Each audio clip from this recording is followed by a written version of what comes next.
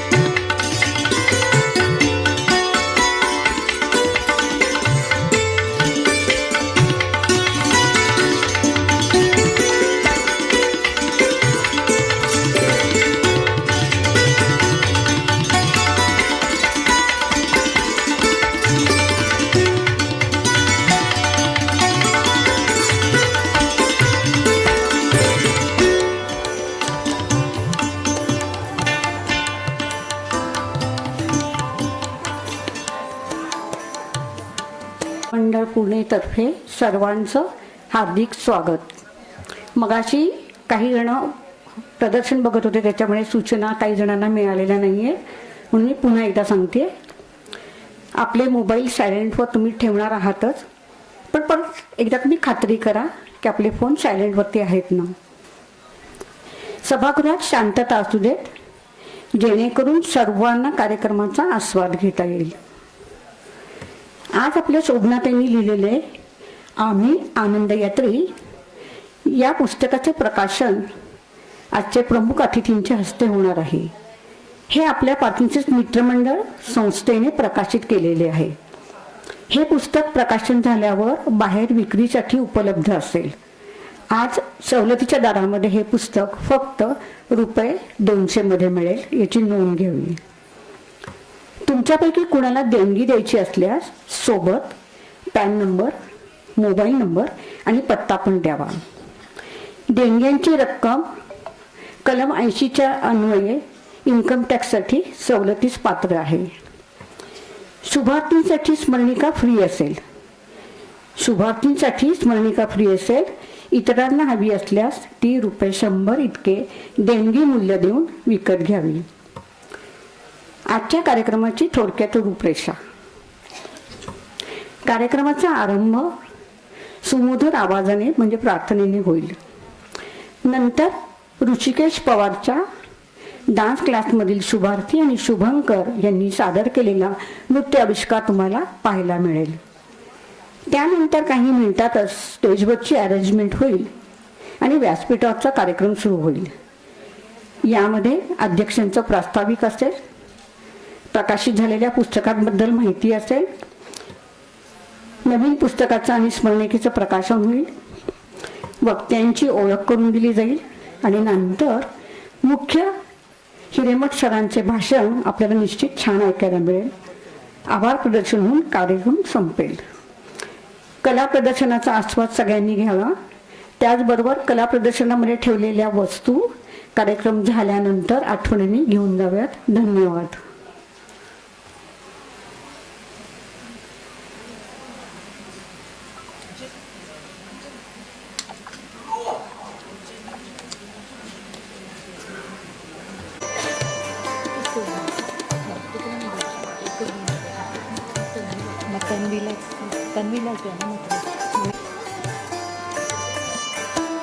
जागतिक पार्किन्सन दिनानिमित्त आयोजित पार्किन्सन्स मित्रमंडळाच्या वार्षिक मेळाव्यात मी शुभार्थी शैला भागवत, आजचे प्रमुख अतिथी डॉक्टर जगदीश हिरेमठ सर आणि आपणा सर्वांचे स्वागत करते. कार्यक्रमाचा प्रारंभ करूया प्रार्थनेने. प्रणिता नरवाडकर यांची प्रार्थना आहे, पण आज अचानक त्यांना हॉस्पिटलमध्ये ॲडमिट व्हावं लागलं, त्यामुळे ह्या परिस्थितीत सुद्धा त्यांनी आपली रेकॉर्ड करून पाठवलेली आहे. तर ती मी गिरीश यांना सांगते, रिक्वेस्ट करते की प्लीज तुम्ही ती प्ले करा.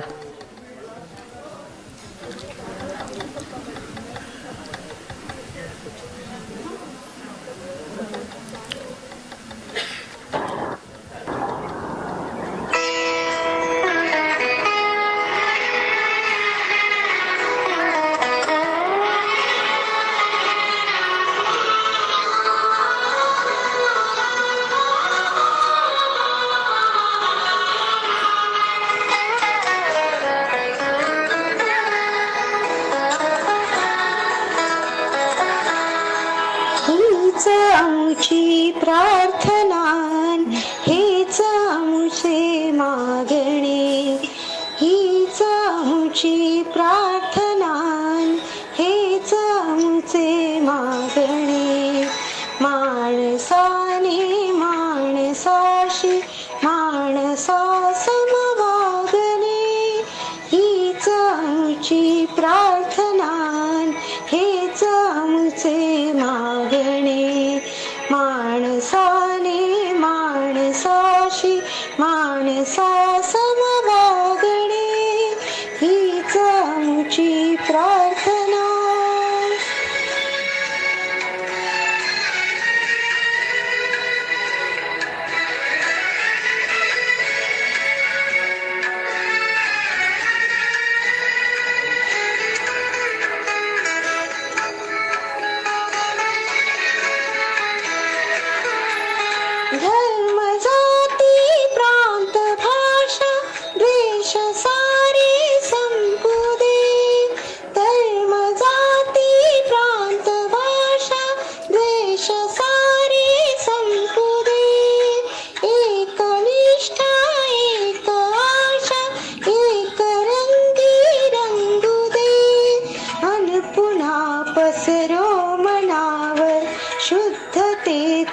चांदणे माणसाने माणसाशी माणसा समवागणे हीच आमची प्रार्थना.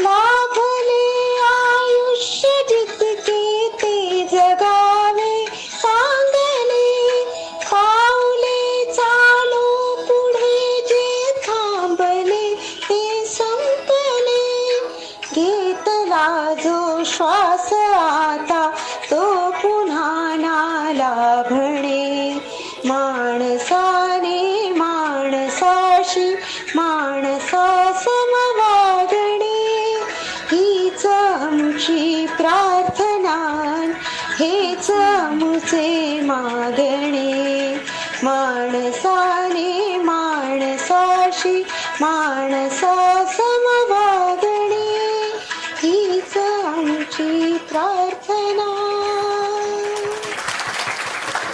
थँक्यू. फ्रेंड्स, आता आपण एक सुंदर डान्स परफॉर्मन्स बघणार आहोत. Before that I would like to share my own experiences regarding this activity. मी स्वतः एक पार्किन्सन पेशंट आहे. गेली 5 वर्षे मी ऋषिकेश पवारांच्या आवर्तन फाउंडेशनशी जोडली गेलेली आहे. नृत्यामुळे माझं क्षितिज खूप रुंदावलेलं आहे. Being a part of this academy has brought significant changes in me. A few of them are like improvement in cognition functions, focus, confidence, memory.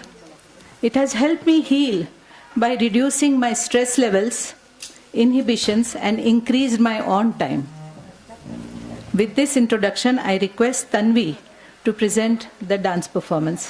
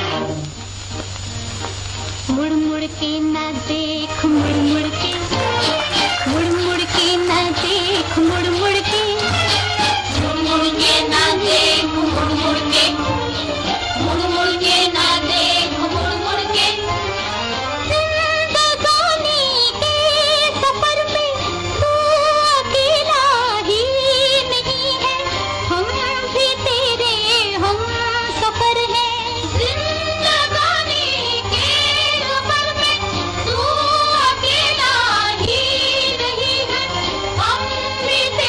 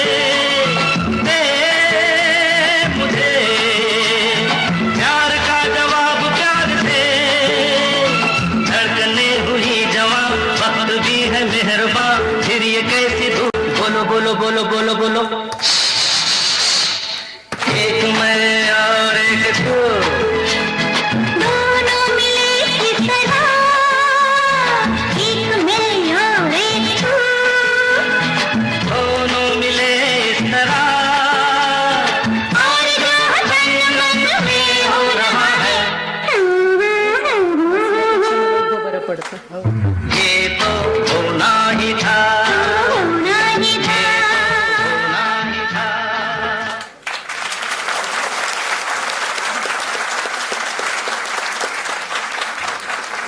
Thank you, Tanvi, Kirti, and all the participants for such a wonderful and energetic performance.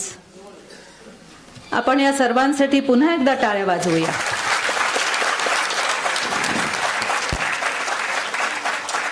आता मी पार्टिसिपंट्सची नावं वाचते. विजय राऊत, विजय देशपांडे, परिमला गंगावती, लीला मराठे, सरोजिनी कुर्तकोटी, स्वाती राजवाडे, उषा शर्मा, सीमा केंकरे, सुरेखा शर्मा, उन्नती क्षीरसागर, सोमनाथ शेळके, भाग्यश्री थोरात आणि माया हाते. आणि facilitators Kirti Shrivastava and Tanvi Hegde. Tanvi, this is for you. Thank you. Oh, for the whole.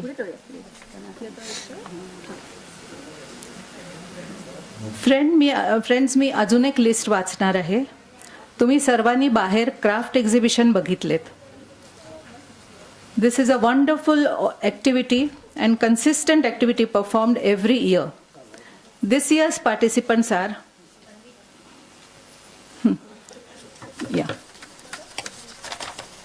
This year's participants are Anil Zoglekar, Jayashri Patil, Shashikala Deshmukh, Arvind Limaye, Rajiv Karale, Dilip Yardi,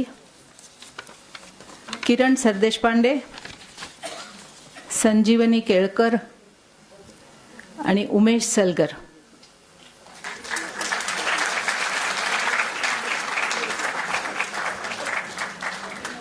Now I call upon Tanvi Hegde to present a few words.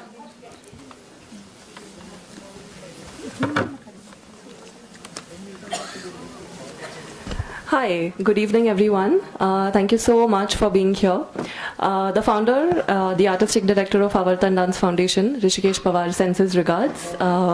He is here every year, but he's in Germany this time taking our Parkinson's work ahead in Berlin. This is a very small glimpse of something we have been doing for the last 16-17 years. Dance आणि म्युझिकच्या माध्यमातून किंवा general कलेच्या माध्यमातून हेल्थमध्ये कसा impact होऊ शकतो, कसा फरक पडू शकतो, काय बेनिफिट्स आपल्याला मिळू शकतात. Not just for the physical well-being and for the physical symptoms of a condition like Parkinson's, but also for mental well-being, for things like bringing about a sense of belonging. How do we work with creating a community? So हा आमचा प्रयत्न असला आहे मागचे काही वर्ष झाले. And what you see is here, the group that you saw was a mix of people with Parkinson's, their spouses who are their primary caregivers most of the times, and also their caretakers. So this was a mix. This is an inclusive class that we run in Pune thrice a week. आणि ह्याचे online क्लासेसही होतात जिथे बाकीच्या शहरातून लोक join करतात. So please reach out to us if you are interested. Come in for a class and dance with us. Thank you so much. Have a lovely evening. Thank you, Tanvi. आता हा performance पाहिला तुम्ही सुंदर. त्याच्यानंतर आता stage तयार होईपर्यंत मी एक छोटीशी गोष्ट शेअर करते. साधारण 1 महिन्यापूर्वी 26 फेब्रुवारीला माझी DBS सर्जरी झाली. Post surgery, my motor symptoms have reduced drastically and medication has reduced as well. I feel reborn and looking forward to living a fullest life in my next phase of my life. Friends, I think now the stage is almost ready. Savita बोर्डेंचं नाव घ्यायचं राहिलं होतं. आपण डान्समध्ये होत्या असं त्यांच्या काकांनी सांगितलं. डान्समध्ये नाही दिसले मला. त्यांचं ह्याच्यात होतं नाही. ओके. सविता बोर्डे यांनी बाहेरच्या एक्झिबिशनमध्ये पार्ट घेतला होता. त्यांचं नाव अनावधानाने राहून गेलं आहे, सॉरी. सो त्यांचं पाहिलंच असेल, टेबल्स वगैरे त्यांनी खूप सुंदर केलेली आहेत.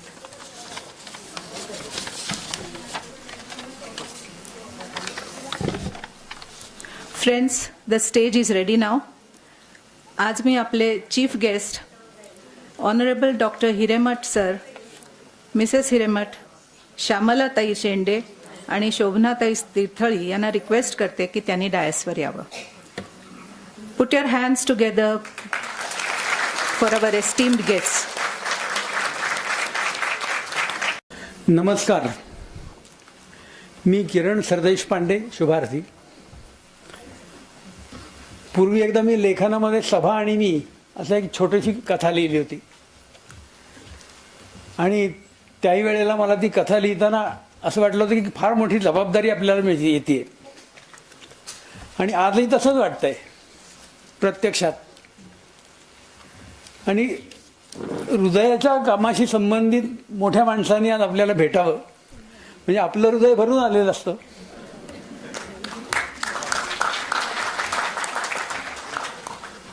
तसं आता इथे येताना आणखीन एक काम मला एका शुभंकर वहिनींनी सांगितलेलं आहे, ते मी आता कानावर घालतो आणि पुढे येतो. त्या म्हणाल्या की आमच्या यांच्या हृदयाचं काम आम्हाला करायचं आहे, ऑपरेशन, पण डॉक्टरांना असं सहज विचारून घ्या की त्याच्यात असलेल्या गुंतलेल्या जुन्या आठवणी पुसता येतील का.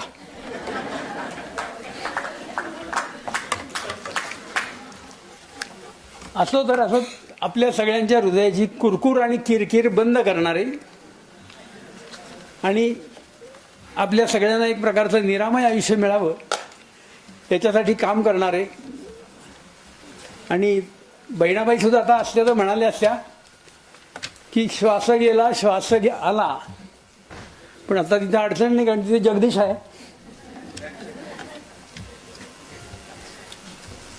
आणि म्हणून मी या सगळ्या मान्यवरांचं स्वागत करतो आणि मंडळाच्या आपल्या अध्यक्षा श्यामलाताई शेंडे, उत्साहाचा जिवंत झरा, त्यांना विनंती करतो की त्यांनी प्रास्ताविक करावं.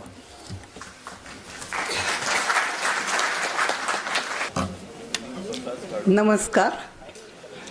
व्यासपीठावर उपस्थित आजचे प्रमुख पाहुणे प्रसिद्ध हृदयरोग तज्ज्ञ डॉक्टर जगदीश हिरेमठ, त्यांच्या सुविद्य पत्नी सौ उमा हिरेमठ, आजच्या ह्या पाहुण्यांपर्यंत पोचण्यात ज्यांचा महत्त्वाचा सहयोग आहे ते आमचे मित्र श्री अजित चिकटेरी आणि मंडळाच्या उपाध्यक्षा डॉक्टर शोभना तीर्थळी, तसेच आमचे शुभार्थी शुभंकर आणि उपस्थित बंधू भगिनींनो.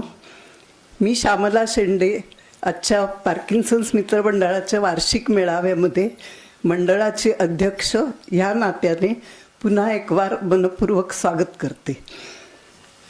डॉक्टर हिरेमठ सरांसाठी आणि नवीन उपस्थितांसाठी आमच्या या पार्किन्सन्स मित्रमंडळाबद्दल अगदी थोडक्यात सांगते. माझे पती स्वर्गीय मधुसूदन शेंडे यांना 1992 पासून पार्किन्सन्स होता. 2000 सालच्या अमेरिकेच्या ट्रिपमध्ये फिलाडेल्फिया येथे हिंडता एका हॉस्पिटल बाहेर पार्किन्सन्स सपोर्ट ग्रुपच्या मीटिंगचा बोर्ड दिसला आणि तेव्हाच आमची सपोर्ट ग्रुप ह्या शब्दाशी पहिली ओळख झाली. आम्ही ती मीटिंग अटेंड केली. आम्हाला तेथे पार्किन्सन्सबद्दल बरीच पुस्तकं आणि बुलेटिन्स मिळाली. त्यानंतर 2-3 ठिकाणी अशा मीटिंग्स अटेंड केल्यानंतर शेंडे साहेबांच्या मनात चक्र फिरू लागलं की पुण्यात गेल्यावर आपणही अशा प्रकारे पार्किन्सन्स पेशंटला जर एकत्र आणले, त्यांच्याबरोबर ही सगळी माहिती शेअर केली, एकमेकांबरोबर हास्यविनोद केले, एकमेकांच्या समस्या जाणून घेतल्या, तर आजाराची तीव्रता कमी होऊ शकेल. पुण्यात स्वर्गीय शरश्चंद्र पटवर्धन यांची गाठ पडली. त्यांच्या पत्नीला पार्किन्सन्स होता आणि तेही अशा प्रकारचा प्रयत्न करत होते. खरे म्हणजे पटवर्धन आणि शेंडे हे दोघे इंजिनिअरिंग कॉलेजमधले सहाध्यायी आणि दोघांनी काही वर्षे एकाच कंपनीत एकत्र कामही केलं. पण त्यानंतर जवळजवळ 35 वर्षानंतर पार्किन्सन्समुळे हे दोघं भेटले आणि हा ग्रुप सुरू झाला.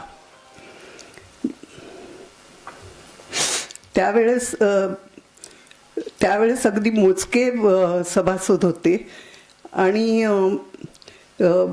आज गेल्या 26 वर्षामध्ये अक्षरशः 400हून अधिक शुभार्थींनी या ग्रुपचा लाभ घेतला. स्वर्गीय रामचंद्र करमरकर यांच्यासारखा हाडाचा कार्यकर्ता मिळाला. आज या तिघांचेही स्मरण होते. त्यानंतर तीर्थळी पती पत्नी आशा रेवणकर, श्री शेखर बर्वे, अनिल कुलकर्णी, शिलाताई कुलकर्णी असे अनेक जण जोडले गेले. शुभार्थींसाठी आनंदाचे 4 क्षण देण्याची ही प्रक्रिया तेव्हापासून सुरू आहे. आज प्रकाशित होणाऱ्या शोभनाताईंच्या पुस्तकात मंडळाचा हा सारा प्रवास उलगडला जाणार आहे आणि त्या पुस्तकाचं नावच मुळी आहे आम्ही आनंद यात्री. नुकतेच भारत सरकारने 21 डिसॅबिलिटीजमध्ये पार्किन्सन्सलाही समाविष्ट केले. त्यामुळे 2025च्या ऑक्टोबर महिन्यात गोव्याला भरलेल्या आंतरराष्ट्रीय पर्पल फेस्टिवलमध्ये आम्ही सहभागी झालो. आमची पुढची कार्यकर्त्यांची फळी तेथे गेली होती. शुभार्थींचे मनोबल वाढवण्यासाठी आम्ही जे जे उपक्रम करतो ते सारे आमच्या स्टॉलमध्ये प्रोजेक्ट केले होते. ह्या फेस्टिवलमधील सहभागामुळे एक स्वमदत गट म्हणून अजून काय काय केले पाहिजे याची आम्हाला क्लॅरिटी आली. आता आपण बघितलेला नृत्यविष्कार, पोर्चमध्ये मांडलेल्या कलाकृती, आजची हॉलमधली उपस्थिती हे सर्व आमचे शुभार्थी पार्किन्सनशी जो समर्थपणे लढा देत आहेत त्याचे द्योतक आहे. औषधांपलीकडेही पेशंटच्या कितीतरी गरजा असतात. उदाहरणार्थ प्रेम, दिलासा आणि जगण्याची प्रेरणा. मंडळाच्या विविध उपक्रमातून शुभार्थींना ते मिळते. त्यांचे काही दिवस आनंदात जातात आणि हेच स्वमदत गट म्हणून आमचे यश आहे. आता वेबसाईट, यूट्यूब चॅनेल आणि सोशल मीडिया ह्यामुळे आमचा हा परिवार आणखी वाढतो आहे. पार्किन्सन्स पेशंट्सांनाही तर आता मला स्वतःला देखील ह्या परिवाराचा मोठा आधार आहे हे प्रकर्षाने सांगावेसे वाटते. आपण सर्वांनी बघितले असेल की आमच्या कार्यकारी मंडळात बऱ्याचशा महिला आहेत आणि काही अपवाद सोडल्यास बहुतांशी 65-70 पेक्षाही जास्त वयाच्या. मंडळाचे कार्य पुढे नेण्यासाठी पैशांचे पाठबळ तर हवेच, पण त्याचबरोबर मनुष्यबळही तेवढेच गरजेचे आहे. म्हणून भविष्यात ही कार्यकर्त्यांची उणीव भरून निघेल अशी आशा करते आणि आपली रजा घेते. धन्यवाद.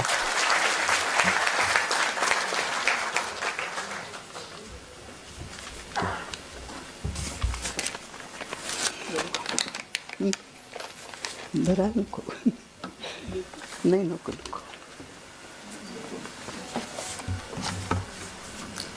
धन्यवाद अध्यक्ष. श्यामलाताईंच्याशिवाय आम्ही सगळे अपुरे असतो. त्याचप्रमाणे मला आणखीन एका व्यक्तीला स्टेजवरती बोलवायचं आहे. त्या आहेत आशाताई रेवणकर.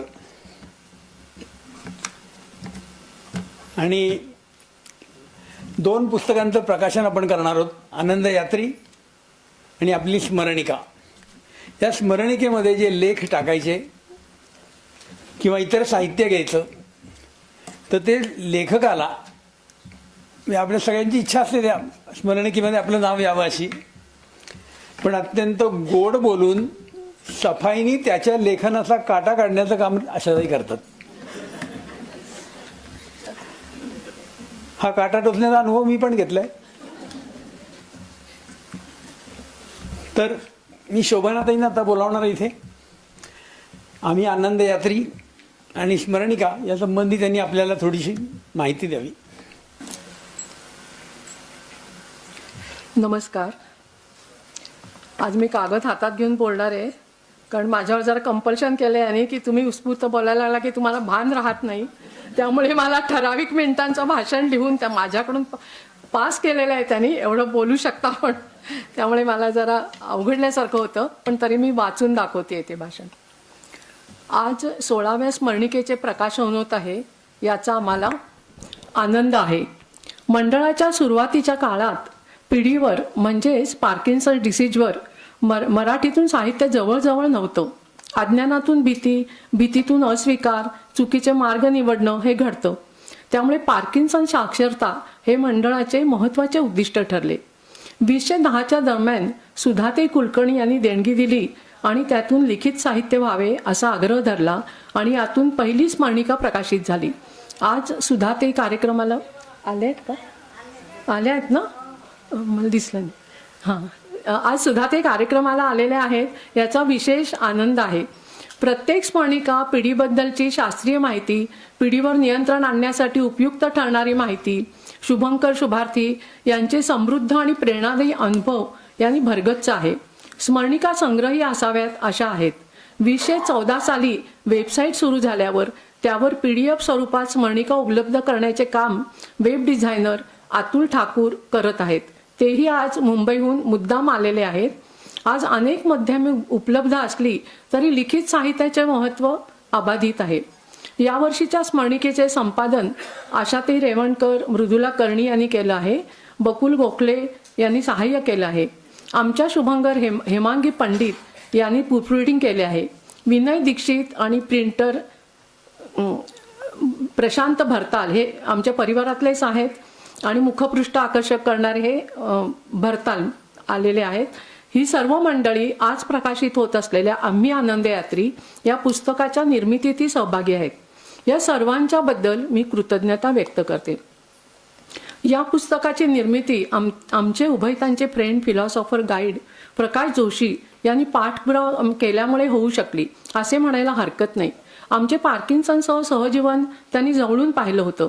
मंडळातील उपक्रमात ते वेळोवेळी सहभागी झाले. पुस्तकात त्यांनी लेखही लिहून दिला. 1999 पासून ते 2007 पर्यंतच्या काळात पिढीबद्दलच्या अज्ञानातून, गैरसमजातून पार्किन्सन्सला पदर खोचून हाकलण्याचा आम्ही प्रयत्न केला. पार्किन्सन्सचा अस्वीकार केला. उपचारविषयक अनेक चुका केल्या. मधुसूदन शेंडे आणि शरदचंद्र पटवर्धन आमच्या आयुष्यात आले. त्याबरोबर पार्किन्सन्स मित्र मंडळही आणि आमच्या जीवनाला कलाटणी मिळाली. स्वीकाराची पहिली पायरी आम्ही चढलो. पार्किन्सनसह आनंदाने जगूया हा मंत्र आम्हाला मिळाला. हा मंत्र पार्किन्सनग्रस्तांपर्यंत पोहोचवणे हे आमच्या दोघांचे मिशन बनले. आम्हाला जे समजायला 7 वर्ष लागली ते एका क्लिकवर इतरांना पाठवताना मला होणारा आनंद शब्दातीत असतो. मनोविकार तज्ज्ञ मनोज भाटोडेकर यांच्या लेखाचा इथे उल्लेख करावासा वाटतो. औषध मेंदूतील रासायनिक घटकावर काम करते. स्वीकृतीसाठी औषध नसतं. त्यासाठी एक शांत, प्रगल्भ आणि विवेकपूर्ण दृष्टिकोनाची गरज असते. हा दृष्टिकोन सुरुवातीपासूनच्या आनंदी जीवनशैलीतून घडतो. गाण्याचा जसा रियाज करावा लागतो तसा आनंदाचाही रियाज करावा लागतो. आम्ही जिंग चढल्यासारखे काम करत होतो. पुस्तक लिहिताना थोडे शांतपणे आत्मपरीक्षण झाले. लक्षात आले अशी आनंदी जीवनशैली मंडळात सहभागी झाल्यावर आधी विचाराच्या पातळीवर, मग भावनेतून आणि शेवटी वर्तनातून अशी टप्प्याटप्प्याने आमच्यात मुरत गेली. 100-150 घरभेटी, प्रेरणादायी व्यक्तींच्या भेटी, सहली, विविध उपक्रम यामुळे आनंदाचा रियाज आपोआप होत गेला. आज तुम्ही बघितलं की आमचा आनंदाचा रोज किती रियाज होत असेल. एक दिवसातच तुम्हाला लक्षात आलं असेल असे रोज शुभार्थी भेटत असतात, बोलत असतात. त्यांचं कौतुक करताना आम्ही थकत नाही. पुस्तक लिहून झाल्यावर हे लक्षात आलं की आपल्याकडून मंडळाचा इतिहास लिहिला गेला आहे. कारण मंडळ आणि आम्ही वेगळे राहिलोच नव्हतो. हे करताना आमचा स्व विस्तारत गेला. पुढील आयुष्य आमच्यासाठी आनंद यात्राच होती. यात्रेत अनेक जण सामील झाले. आज माझे आनंद यात्री सहचर आणि मंडळाचा पाया घालणारी अनेक मंडळी आपल्यात नाहीत. पुस्तक लिहिताना आणि आत्ताही या सर्वांच्या आठवणीने मी थोडी भावूक झाली आहे. ते जरी नसले तरी पुस्तकामुळे कामातील त्या सर्वांची नैतिकता, पारदर्शकता, ट्रस्टीशिप, सहसंवेदना, झोकून देऊन काम करणं इत्यादी अनेक गोष्टी पुढच्या फळीपर्यंत पोहोचवता आल्या याबद्दल आनंद आणि कृतार्थता आहे. असे हस्तांतरण पुढेही चालूच राहील. पुस्तकाबद्दल जिवलग सखी आशा रेवणकरनी भावपूर्ण मनोगत लिहून दिले. पुस्तक माझ्या अनुभवावर आधारित असले तरी लिहिता लिहिता काही वैद्यकीय संदर्भ संज्ञा आलेल्या आहेत. त्यात चूक राहू नये असं वाटत होतं. हे काम आमच्या परिवारातील भूलतज्ज्ञ डॉक्टर क्षमा वळसंकर यांच्यामुळे सोपे झाले. त्या अत्यंत बुद्धिमान, अभ्यासू, संवेदनाशील अशा कवयित्रीही आहेत. पार्किन्सन्सवर बोलू काही हे अभ्यासपूर्ण पुस्तक त्यांनी लिहिलं आहे. त्यांनी पुस्तकाबद्दल मनापासून लिहून दिले, त्याबद्दल कृतज्ञता व्यक्त करते. त्यांच्या कौतुकाने मीही थोडी सुखावून गेले. निर्मितीत इतर अनेकांचेही हात लागलेले आहेत, वेळेअभावी नावे घेत नाही. एकूण आमच्याबरोबर आनंदयात्री असलेल्या परिवारातल्यांच्या सहकार्याने तयार झालेले हे पुस्तक आहे. ते पूर्ण शुभार्थी केंद्रीय असावे असा प्रयत्न आहे. पुस्तक वाचून काही शुभार्थींना जरी प्रेरणा मिळाली तरी पुस्तक लिहिल्याचं सार्थक झालं असं वाटेल. हे पुस्तक पार्किन्सन भान निर्माण करणारे आहे आणि प्रकाशन आरोग्य भान असलेले, ते समाजात रुजवण्यासाठी कृतिशील असलेले डॉक्टर जगदीश हिरेमठ यांच्याकडून होत आहे. याबद्दल मला विशेष आनंद वाटतो आहे. शेवटी पार्किन्सन्स मित्रमंडळाने हे पुस्तक छापल्याबद्दल मंडळाचे आभार मानते आणि थांबते.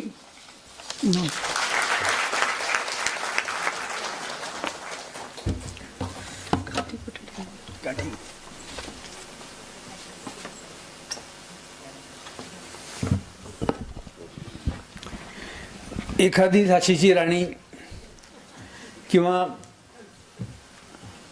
एखादी महिला ही खूप मोठं काम करताना आपण पाहतो.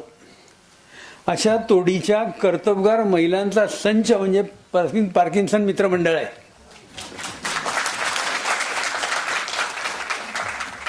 माझं करणी त्यांशी बोलताना मी त्यांना सहज म्हटलं की अहो, आपली एक एक महिला ही एक मोठी संस्था चालवणारी आहे.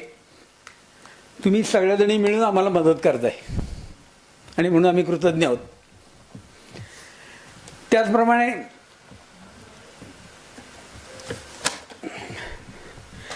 मी आता आशाताई रेवणकरांना वर बोलावतो आणि डॉक्टर साहेबांना आणि सर्व मान्यवरांना त्यांनी पुस्तकाचं प्रकाशन आणि स्मरणिकेचं प्रकाशन करावं अशी त्यांना विनंती करतो.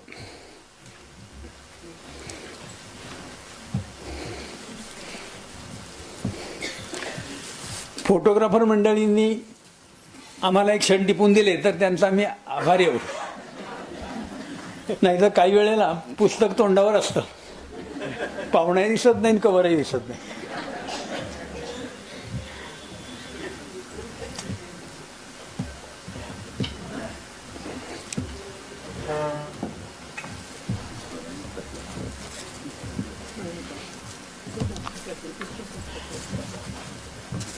आणि आपण जोरदार टाळ्या वाजवू शकतो.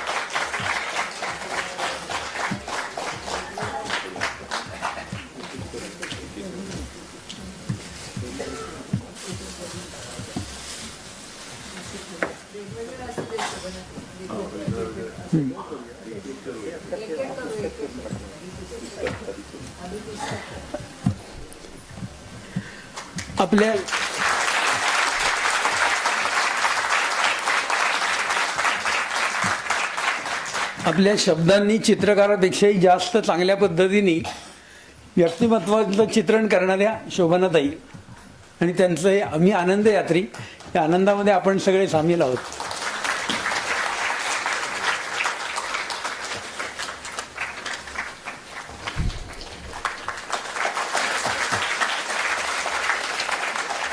माझ्यावर दिलेली मोठी जबाबदारी मी पार पाडली आहे आणि मी आता या ठिकाणी दीपाताई होनप यांना प्रमुख पाहुण्यांचा परिचय करून देण्यासाठी आमंत्रित करतो. यापुढील सूत्र दीपाताई सांभाळतील.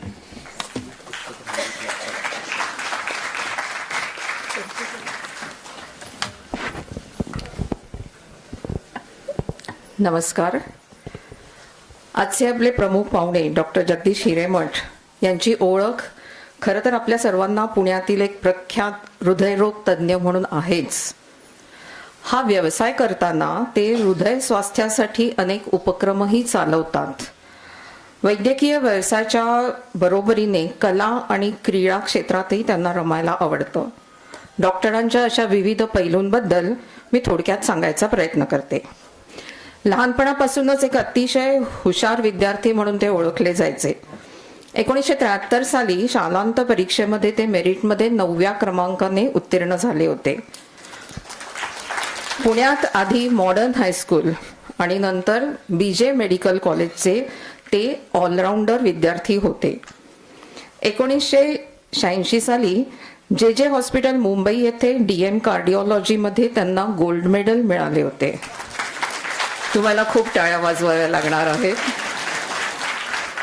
1988 मध्ये मेलबर्न ऑस्ट्रेलिया येथे त्यांनी अँजिओप्लास्टीचं शिक्षण घेतलं. 2015 मध्ये त्यांना अमेरिकेत कार्डिओलॉजीची फेलोशिप मिळाली. त्यांची एक वैशिष्ट्यपूर्ण गोष्ट म्हणजे गेली 37 वर्ष पुण्यामध्ये ते करोनरी अँजिओप्लास्टी आणि प्रिव्हेन्शन ऑफ हार्ट डिसीज या विरुद्ध टोकाच्या विषयांवर काम करत आले आहेत.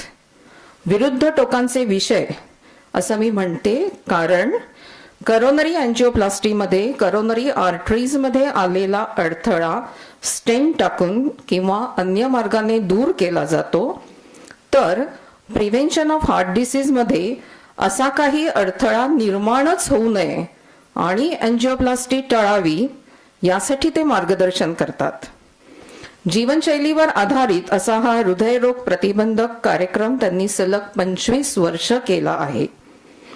पुण्यामध्ये कार्डियाक हेल्थ रिलेटेड बऱ्याच गोष्टींची त्यांनी प्रथम सुरुवात केली.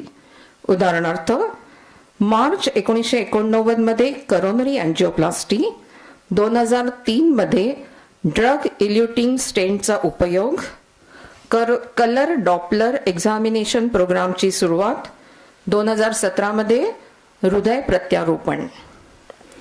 कार्डिओलॉजीमधील अशा विविध नवीन उपाययोजना यशस्वीरित्या राबवल्यामुळे 2004 मध्ये त्यांना Dada Kondke award for professional एक्सलन्सनी सन्मानित केलं होतं.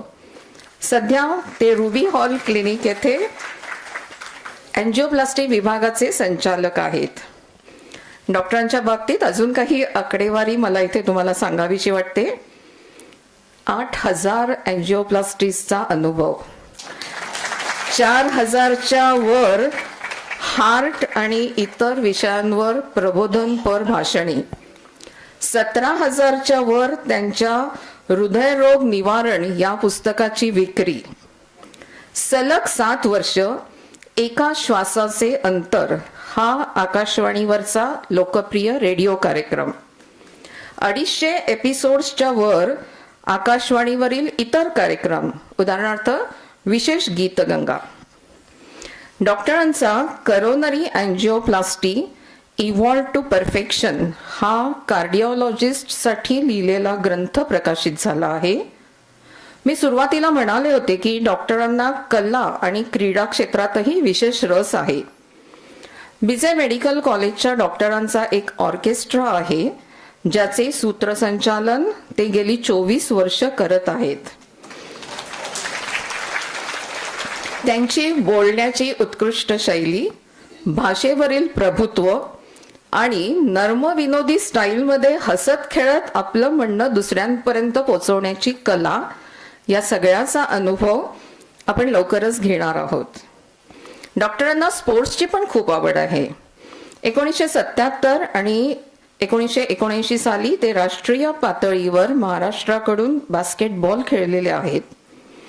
क्रिकेटची आवड तशी सगळ्यांनाच असते, पण डॉक्टरांनी world cup one day international क्रिकेटच्या मॅचेस 8 वेळा जगभर जाऊन प्रत्यक्ष बघितल्या आहेत.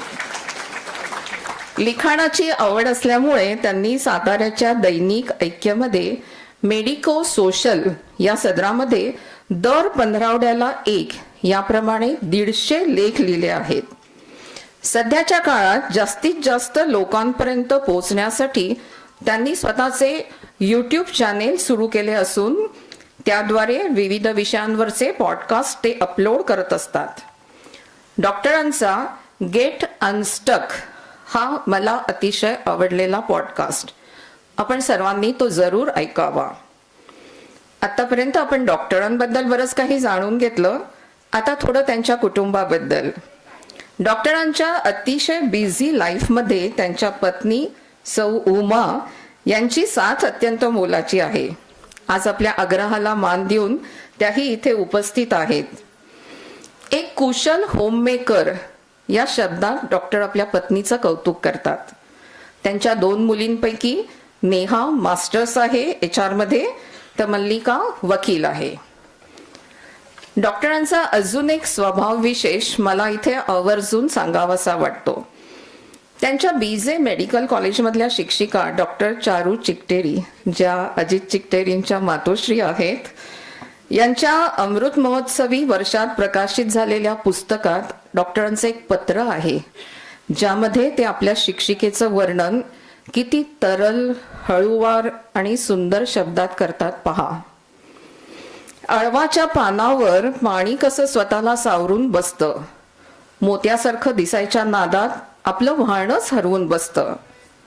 मोत्यासारखं दिसणं आणि तरी अखंड वाहत राहणं, खळखळत राहणं, हे दोन्ही एकाच वेळी करण्याची करामत मॅडमनी दाखवली आहे. असे हे खऱ्या अर्थाने बहुआयामी व्यक्तिमत्व आज आपल्याला प्रमुख पाहुणे म्हणून लाभले, हे आपले मोठे भाग्यच आहे. त्यांच्याशी संपर्क साधण्यासाठी त्यांचे स्नेही आणि आपल्या मित्रमंडळाचे हितचिंतक अजित चिकटेरी यांनी आपल्याला खूप मदत केली आहे. डॉक्टरांचे आपल्या मित्रमंडळाशी आजच्या कार्यक्रमाच्या निमित्ताने जोडले गेलेले हे नाते यापुढेही असेच अबाधित राहील याची मला खात्री आहे. आता मी डॉक्टर जगदीश हिरेमठ यांना विनंती करते की त्यांनी आपल्या सर्वांच्या हृदय स्वास्थ्यासंबंधी मार्गदर्शन करावे. धन्यवाद. Doctor please.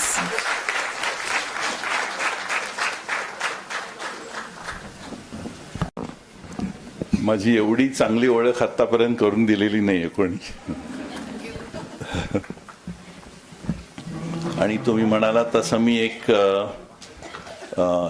एका ऑर्केस्ट्राचा अँकर आहे, पण सर देशपांडे सरांकडनं सुद्धा मी आता काही पॉइंट्स नोट केलेत. इतकं छान त्यांचं हे झालं होतं सूत्रसंचालन.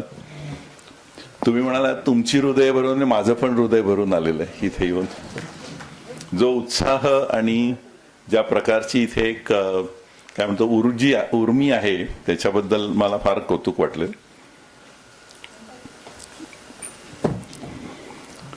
असं म्हणतात की जर वक्ता थोडा कमकुवत असेल तर त्याला स्लाइड्सच्या कुबड्या लागतात. त्याच्यामुळे मी स्लाइड्सच्या द्वारे तुम्हाला काही काही गोष्टी सांगणार आहे. पार्किन्सन आणि हार्ट याच्याबद्दल बोलावं अशी एक थोडीशी विचारधारणा होती. ते मी फार थोडं ठेवणार आहे, कारण इतकं सगळं छान वातावरण आहे. त्यामुळे मी डिसीज बद्दल फार न बोलता आनंद या विषयावरच बोलीन जास्त असं वाटतं. तर स्लाइड्स तुम्हाला बहुतेक दिसत असतील.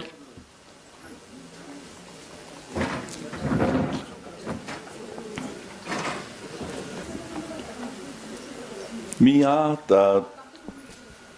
टॉकचं टायटल वानप्रस्थाश्रम असं दिलेलं आहे. आणि आपण सगळेजण याच सरण वयाचे आहोत की 60+ म्हणू, आणि काही जास्त सिनियर आहेत, काही थोडेसे ज्युनियर असतील. तर दैनिक ऐक्यमध्येच मी वानप्रस्थाश्रम असा एक लेख लिहिला होता आणि त्याच्यावरनं मला खूप चांगल्या प्रतिक्रिया आल्या, काही वाईटही आल्या. पण मी म्हटलं की याच्यावरती आपण नक्की बोलू, ज्याच्यामध्ये स्वास्थ्य हा विषय जास्त आहे.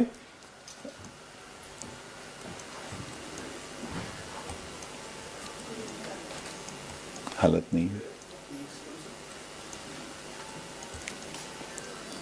नाही. ओके. तर वानप्रस्थाश्रम म्हणजे 1 स्टेप बिफोर संन्यास असं म्हणतात. वन म्हणजे जंगलाकडे आपलं तोंड आहे. आपलं मेन कार्य जे आहे ते performance for the family is over आणि you have turn your back to them. तुमची जंगलाकडे आता तोंड आहे. But you are available physically, mentally, emotionally if called by family, friends, organisation or country. असं हे वानप्रस्थाश्रमाची डेफिनेशन आहे. इनफॅक्ट मला असं वाटतं की हे थोडे रिटायर्ड झालेले आपण ज्या सिनियर सिटीजन आहोत, हा एक प्रकारचा अतिशय रिच ह्युमन रिसोर्स आहे. आणि या सगळ्या गोष्टी आपण जर वापरल्या, म्हणजे आपल्या सगळ्यांचा अनुभव सोसायटीसाठी वापरला, खरं तर तो अशासाठी वापरला पाहिजे की सोसायटी सुद्धा आपली अशा प्रकारची एकदम शिस्तबद्ध झाली पाहिजे. मुलं पण अशी आपलीच तयार व्हायला पाहिजेत की खाली उतरताना सुद्धा त्या एका रो मध्ये उतरतील अशा प्रकारे. तर या प्रकारचं एक सोशल आपण असा विचार केला की आपण सगळे एक छान ह्युमन रिसोर्स आहोत आणि आपण जर आपल्याला माहिती असलेल्या गोष्टी दिल्या तर सोसायटीला आपण जास्त चांगलं करू शकू. एक दिल्लीमधनं आलेल्या फोनबद्दल मी तुम्हाला सांगणार आहे. Call from New Delhi. पुण्यामधल्या एका मोठ्या पदावरनं रिटायर झाल्यानंतर आपल्यातली एक व्यक्ती अमेरिकेत जाऊन त्यांच्या नातवंडाबरोबर मुलांबरोबर राहायला लागली होती. त्याला काहीतरी 5-6 महिने सुद्धा झाले नसेल एवढ्यात दिल्लीवरनं एक फोन आला. मैं नरेंद्र मोदी बोल रहा हूं असं ते म्हणाले. तर ते तिकडे उठून उभे राहिले अमेरिकेमध्ये. ते म्हणे तुम्ही असे आहात, आम्हाला तुमची माहिती असं, आणि मला या एका पर्टिक्युलर कामासाठी तुमची 2 वर्ष हवी आहेत. तर ते म्हणले सर मी आत्ताच रिटायर होऊन इथे आलोय, नातवंडावर मी चांगला अमेरिकेत सेटल झालोय.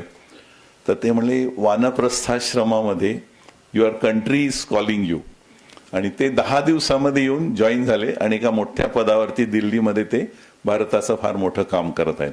याला वानप्रस्थाश्रम म्हणतात की वी आर अवेलेबल, ज्यांना पाहिजे त्यांना मदत करायला. कारण आपण आता पूर्वी 60 म्हणजे फार वाटायचं, आमच्या लहानपणी 60 म्हणजे एकदम म्हातारं वाटायचं. आता तसं काही वाटण्याचं कारण नाही. आपण इनफॅक्ट एक चांगला ह्युमन रिसोर्स आहोत असं धरून चालूयात. रूमी हा एक फिलॉसॉफर आहे. तो म्हणतो की तुम इस दुनिया में रहते नहीं हो बल्कि यहाँ से गुजर रहे हो. मला खरं कळत नाही असं काहीतरी म्हटलेलं. आपण आहोत इथे आणि जाणार आहोत एवढंच कळतं खरं तर. मग अशी आपल्याला गोष्टी आता माहिती पाहिजेत की जन पळभर म्हणतील हाय हाय मी जाता राहील कार्य काय. किंवा संध्या छाया भिवविते हृदया नेत्र लागले पहिलं तरी. किंवा अध्यात्म फार सगळ्यांना आता या वयामध्ये असं. तर यातलं सगळं काहीही न सांगायला मी इथे आलेलो आहे. हे तुम्ही भरपूर ऐकलंय. राहू दे एका बाजूला ते सगळ्या गोष्टी, अध्यात्म वगैरे राहू दे आपापल्या होते. मी इथे आलोय आपल्याला सगळ्यांना सो वॉट असं म्हणता यायला पाहिजे. वय झालं सो वॉट, पिढी झाला सो वॉट, काहीतरी हात हालतोय ट्रेमर झाला सो वॉट. हे सो वॉट प्रिन्सिपल्स आपण जर आणलं तर आपण आय थिंक मच आता बेटर. ऑलरेडी तुम्ही सगळे सो वॉट वालेच आहात असं मला जाणवतच आहे याच्यामध्ये. पण त्याच्याबद्दल तसं राहावं म्हणून मी आलं. हे जनपळभर एक छान कविता आहे पण ती आपण काही लक्ष त्याच्याकडे द्यायची गरज नाहीये. ऍक्च्युली आपण खूप सापशिडी मधले खेळ बघतो की साप आपल्याला खाली आणतो, शिडी आपल्याला वर नेतं. खेळता खेळता आपण ओ नो हे ते सगळं चालतं. पण तसंच आयुष्यामधले चढ उतार बघितल्यानंतर आता या स्टेजला तरी असं वाटतं मला की आपलं सगळीकडे एक न्यूट्रल ॲटिट्यूड पाहिजे. सक्सेस ऑर फेल्युअर, शेवटी ते का म्हणतायत आपल्याला सो वॉट. फेल झालो सो वॉट, सक्सेस झालं पण सो वॉटच तुम्ही म्हणायला लागला तर तो असा न्यूट्रल ॲटिट्यूड येतो आणि मग त्याच्यातनं इमोशनल हेलकावे ही खूप कमी होऊन जायला लागतात. शरीराचा आकार आणि आयुष्यमान ह्याचं एक गणित खरं तर आहे. अगदी लहान जो जीव असतो बॉडी सरफेस एरिया, फुलपाखरू 1.5 दिवस जगतं कारण त्याचा लहानचा जीव तेवढाच असतो. उंदीर तो काही आठवडे जगतो. तर या दोघांमध्ये आपल्याला म्हातारा झालेला उंदीर वगैरे बघायला मिळत नाही कारण लाईफ स्पॅनच तेवढा असतो त्याचा. त्यानंतर आपण थोडं मोठी व्हायला ते वटवाघूळ ऍक्च्युली फार मोठं नसतं पण ते खूप दिवस जगतं कारण की त्याला पकडायला अवघड असतं, कधी उडत असतं ते वरती. सर्व पक्षी त्यामुळे जगतात जास्त कारण त्यांना शिकार त्यांची कमी केली जाते किंवा शिकार करणं अवघड असतं. तसंच जर आपण उजवीकडे जात जात गेलो तर हत्ती जवळजवळ 80 ते 90 वर्ष त्याचा लाईफ स्पॅन असतो हत्तीचा. आणि खरं तर माणूस त्याच्यापेक्षा कमी बॉडी सरफेस एरियाचा आहे पण आपलं आयुष्यमान 120 वर्ष असं आहे.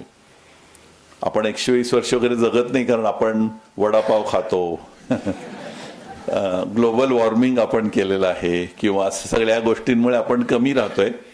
आत्ता भारतामध्ये पुरुषांची वयोमर्यादा ही साधारण 67 आहे आणि स्त्रियांची 69-70 एवढी आहे. कॅनडामध्ये ती सर्वात जास्त आहे, साधारण 83 पर्यंत ते लोक पोचलेले आहेत. जपानमध्ये जास्तीत जास्त वयोवृद्ध व्यक्ती 109 वर्षाची डॉक्युमेंटेड आहे, पण अजून एकही 120 वर्षाची व्यक्ती अस्तित्वात नाही किंवा डॉक्युमेंट झालेली नाही असं म्हणून. पण मग हे जर एवढे वर्ष आपले आहेत आणि अजून आपल्याला जायची आहे, तर त्याच्याबरोबर आपण मस्त राहावं आणि चांगला त्याचा उपयोग करावा आणि त्याच्यावरती त्याला डोक्यावर घेऊन उगीच फिरू नये, अरे अरे वार्धक्य, अरे अरे आजार, असं न करता सो व्हॉट म्हणायला शिकायला हवं. तर आम्ही दोघं जण ना 1980 साली आमच्या एंगेजमेंट वेळेला असं दिसत असू आणि आत्ता सध्या आम्ही असे दिसतो. तर एजिंग हा काही आजार नाहीये, इट्स अ चेंज. हे आपल्याला सगळ्यांना माहिती आहे की वय होत जातात, असं गोष्टी बदलत जातात, पण त्याला आपण अगोदरच आजार मानायला लागतो की आता वय झालं, अमुक झालं, वय झालं, तसं न करता आपण त्या वयाच्या मानाने ज्या गोष्टी सगळ्या आपल्याला करतायत त्या करत राहिल्या हव्यात. तर मग कसं राहावं या प्रकारे आपल्या स्वास्थ्यासाठी मेनली एक नवी ABCDEFGHI मी तुम्हाला आज इंट्रोड्यूस करणार, कदाचित तुम्हाला माहिती पण असेल. तर ही वानप्रस्थाश्रमाची ABCDEFGHI आहे, त्यामुळे ती जर आपण ऐकली, ती आपल्याला पटली आणि आपण समजा ती आत्मसात केली किंवा वापरली, तर त्याचा तुम्हाला निश्चित फायदा होईल. आणि हे एक माझं 30 मिनिटाचं भाषण ठेवल्याचं पण तुम्हाला समाधान मिळेल की ए म्हणजे एम किंवा पर्पज आयुष्याला, बी म्हणजे बॉन्ड्स, म्हणजे आपण मैत्री असो किंवा फॅमिली असो ह्याचं, सी म्हणजे कम्युनिटी लिव्हिंग किंवा diet, exercise, finances, gratitude, health, humour आणि इन्स्ट्रुमेंट्स किंवा इम्युनायझेशन असा हा ABCDEFGHI आहे. त्या प्रत्येकाचा आपण 1-2 मिनिटामध्ये गोष्टी बघूयात. 70व्या वर्षी हा माणूस असा दिसत असेल, 80व्या वर्षी असा दिसतो आणि 83व्या वर्षी अजून चांगला दिसतो. याचं कसं शक्य आहे असं मला फार वाटतं. याचं कारण aim in life, purpose in life, काहीतरी इंटलेक्च्युअल हे चालू आहे, रोज तयारी करायची आहे, होमवर्क करायचंय, लोकांशी बोलायचं, यामधनं येणारी जी एनर्जी आहे त्याच्यामुळे हे सगळे स्थैर्य असं शारीरिक, ऍक्च्युली खरं तर एक रोगांची खाण आहे, एवढी लॉंग लिस्ट ऑफ डिसीजेस आहे खरं, पण तरी सुद्धा ही लिव्ह सो वेल. याचं कारण एक प्रकारची एनर्जी येते. आणि मी गमतीने असं म्हणतो की रोज घरातून बाहेर पडून परत येताना जर तुम्ही 1 कोटी रुपये घेऊन येणार असाल तर तुम्ही चांगले राहालच असं. ओके, ते आपण तर 1 कोटीवाले लोक नाही आहोत, म्हणून आपल्याला काय महत्वाचं आहे, राईट साईडला खाली लिहिलंय, routine provides us purpose of life.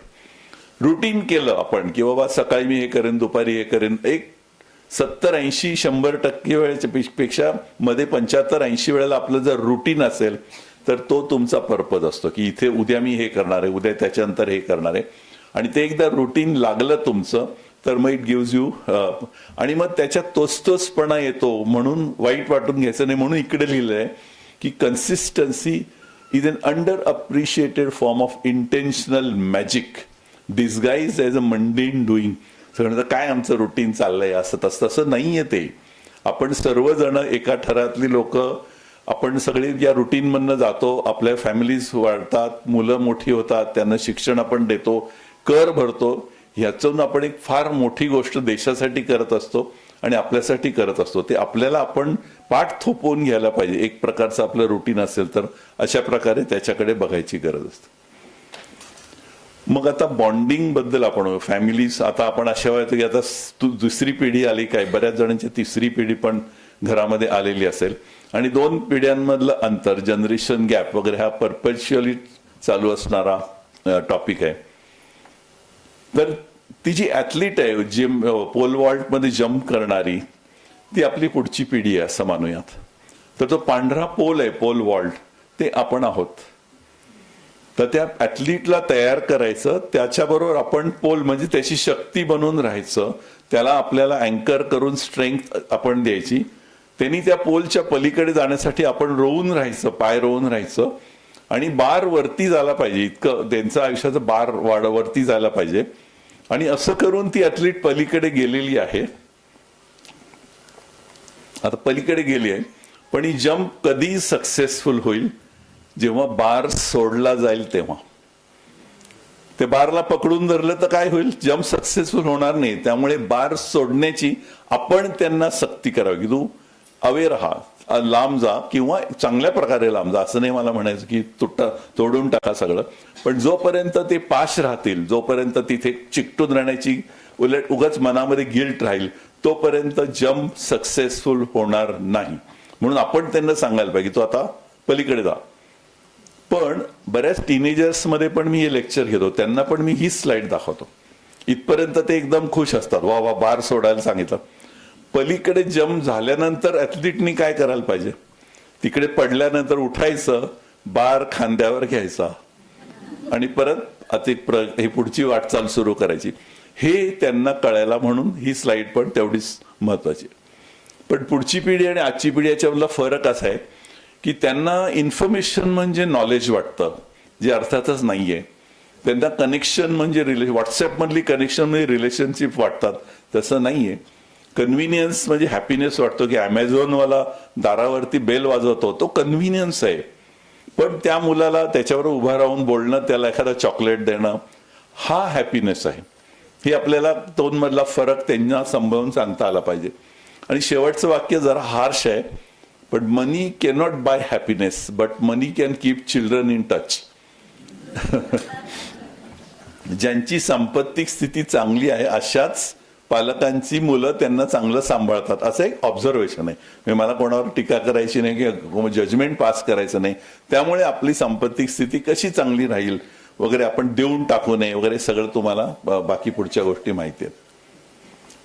आता आपण बॉन्डिंग मध्येच होतं, मित्र कसे असतात की एखादं स्माईल हे इन्फेक्शियस होतं की ती कुत्री पण हसतायत, त्या अशा प्रकारचं एकदम निरागस स्माईल आल्यानंतर. आणि बसणं म्हणजे काय असतं, बसणं हे असं पण असू शकतं बघा. किंगफिशरला त्या कॅलेंडरवरती वेगळ्या वेगळ्या मॉडेल्स आणण्यापेक्षा हे फार भारी मॉडेल आहे किंगफिशरचं, असं मला वाटतं की यांनी त्यांची ऍडव्हर्टाइजमेंट खूप छान होऊ शकते. असं बसा असं मी ऍडव्हर्टाईज करत नाहीये, पण चालेल असं म्हणायला हरकत नाही. तर आम्ही 7-8 जण, हे 1975-76 सालचा फोटो आहे. मी जेव्हा मेडिकल कॉलेजमध्ये एंट्री घेतली त्यावेळेचा ब्लॅक अँड व्हाईटच फोटो होते त्यावेळेला. लेफ्ट साईडला अर्थातच मी आहे. 50 वर्ष आम्ही आमच्या मैत्रीची कंप्लीट केली. आणि बरं लांब लांब राहिलेलं नाही, आम्ही दर आठवड्यात भेटतो किंवा वर्षानुवर्ष भेटतच आलेलो आहे. या 50 वर्षामध्ये एकही भांडण झालेलं नाही.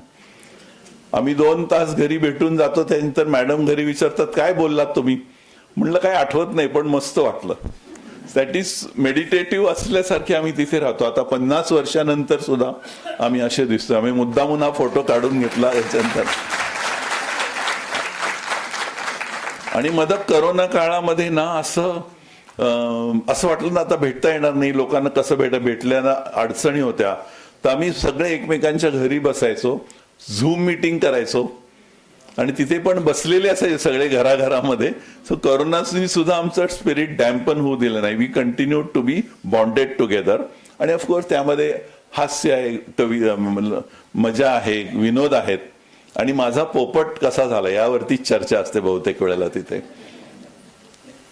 75 वर्ष चाललेल्या एका हार्वर्ड युनिव्हर्सिटीच्या स्टडीमध्ये असं सांगितलंय की जगण्यासाठी जे 10 पॉइंट चांगले आहेत, स्टेईंग अलाइव्ह अँड स्टेईंग वेल, 75 वर्ष चाललेला हा स्टडी होता. 4 रिसर्च टीम्स या गेल्या.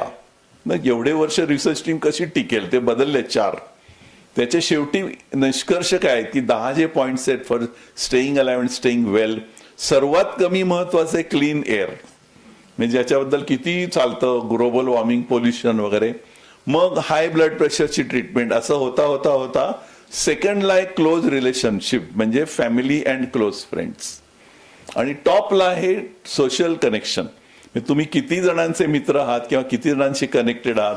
म्हणून मला हे व्हॉट्सअप वगैरे भयंकर आवडतं, कारण युआर कनेक्ट. आमच्या अमेरिकेच्या मित्राशी आम्ही अशा गप्पा मारतो जसं काही आपण रोज भेटतो.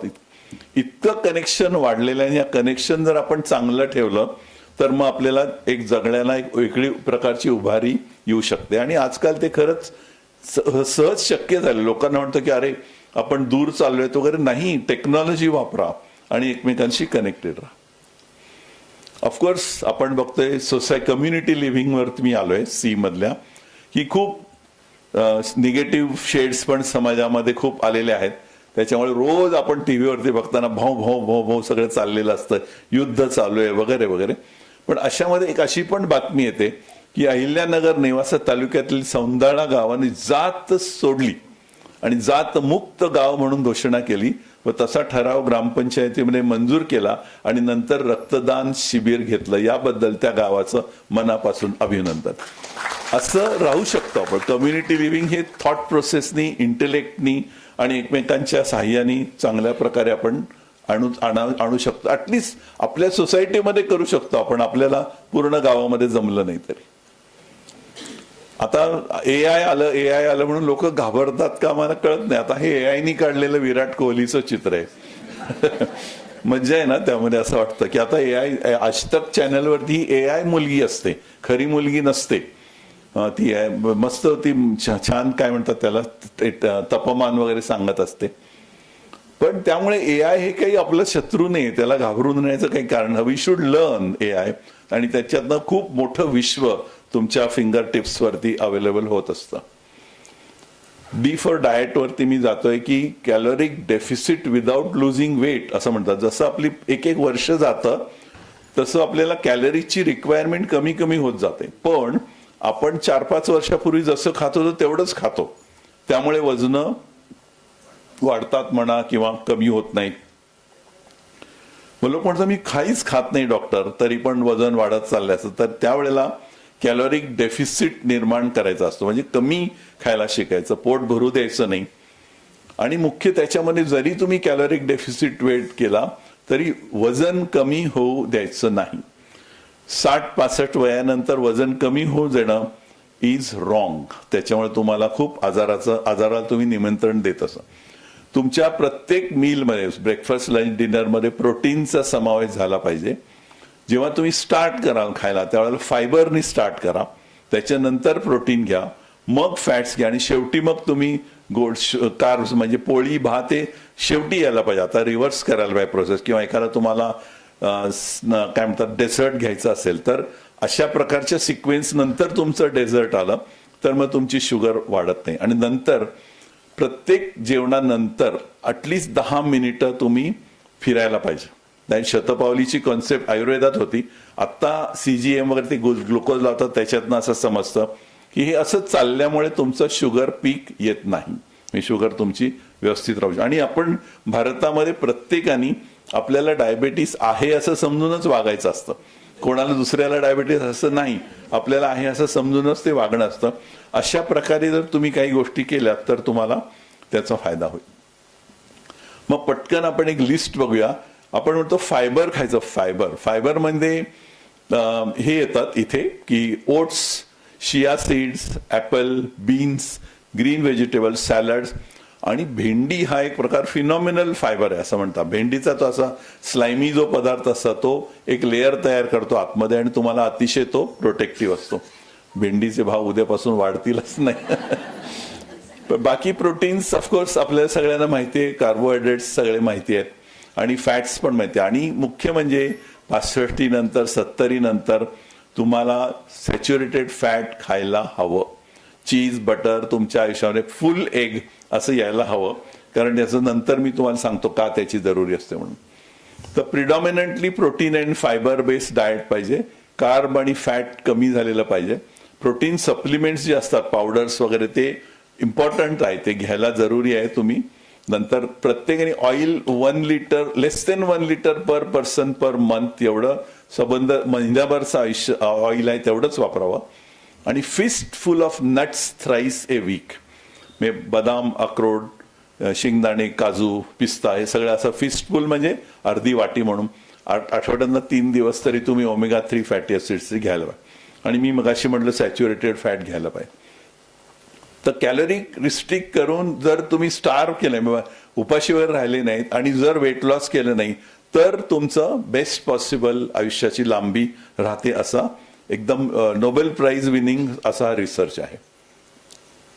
एक्सरसाइजमध्ये 150 मिनिटं पर वीक एवढा एक्सरसाइज झाला पाहिजे. मग तुम्ही काय कराल तुमच्यावर आहे. कोणी खूप एनर्जेटिक करू शकेल, कोणी साधं चालून वॉकिंग करू शकेल, कोणी बसल्या बसल्या काही करू शकेल, कोणी योग प्राणायाम करू शकेल. पण 150 मिनिटं स्वतःला 30 मिनिटाचे 5 सेशन आठवड्यातनं द्यायला पाहिजे. सेडेंटरी लाईफ अवॉइड करायचं म्हणजे 30 मिनिटाच्या वर एका जागी बसायचं नाही. 30 मिनिटं झाली घरामध्ये की उठून फिरा, 30 मिनिटं झाली 10-15 पावलं फिरा, 10-15 पावलं फिरा.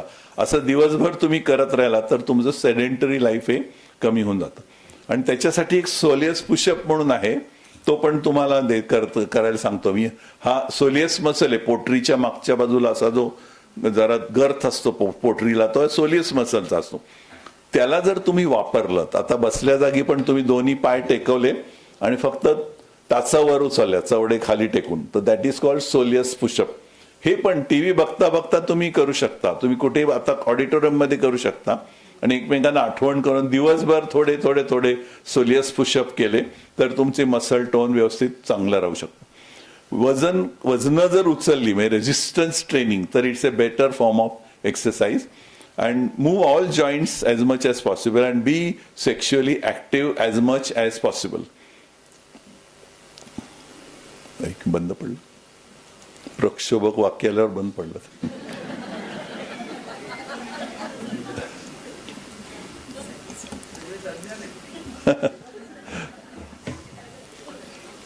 नेक्स्ट करा मग आता काय.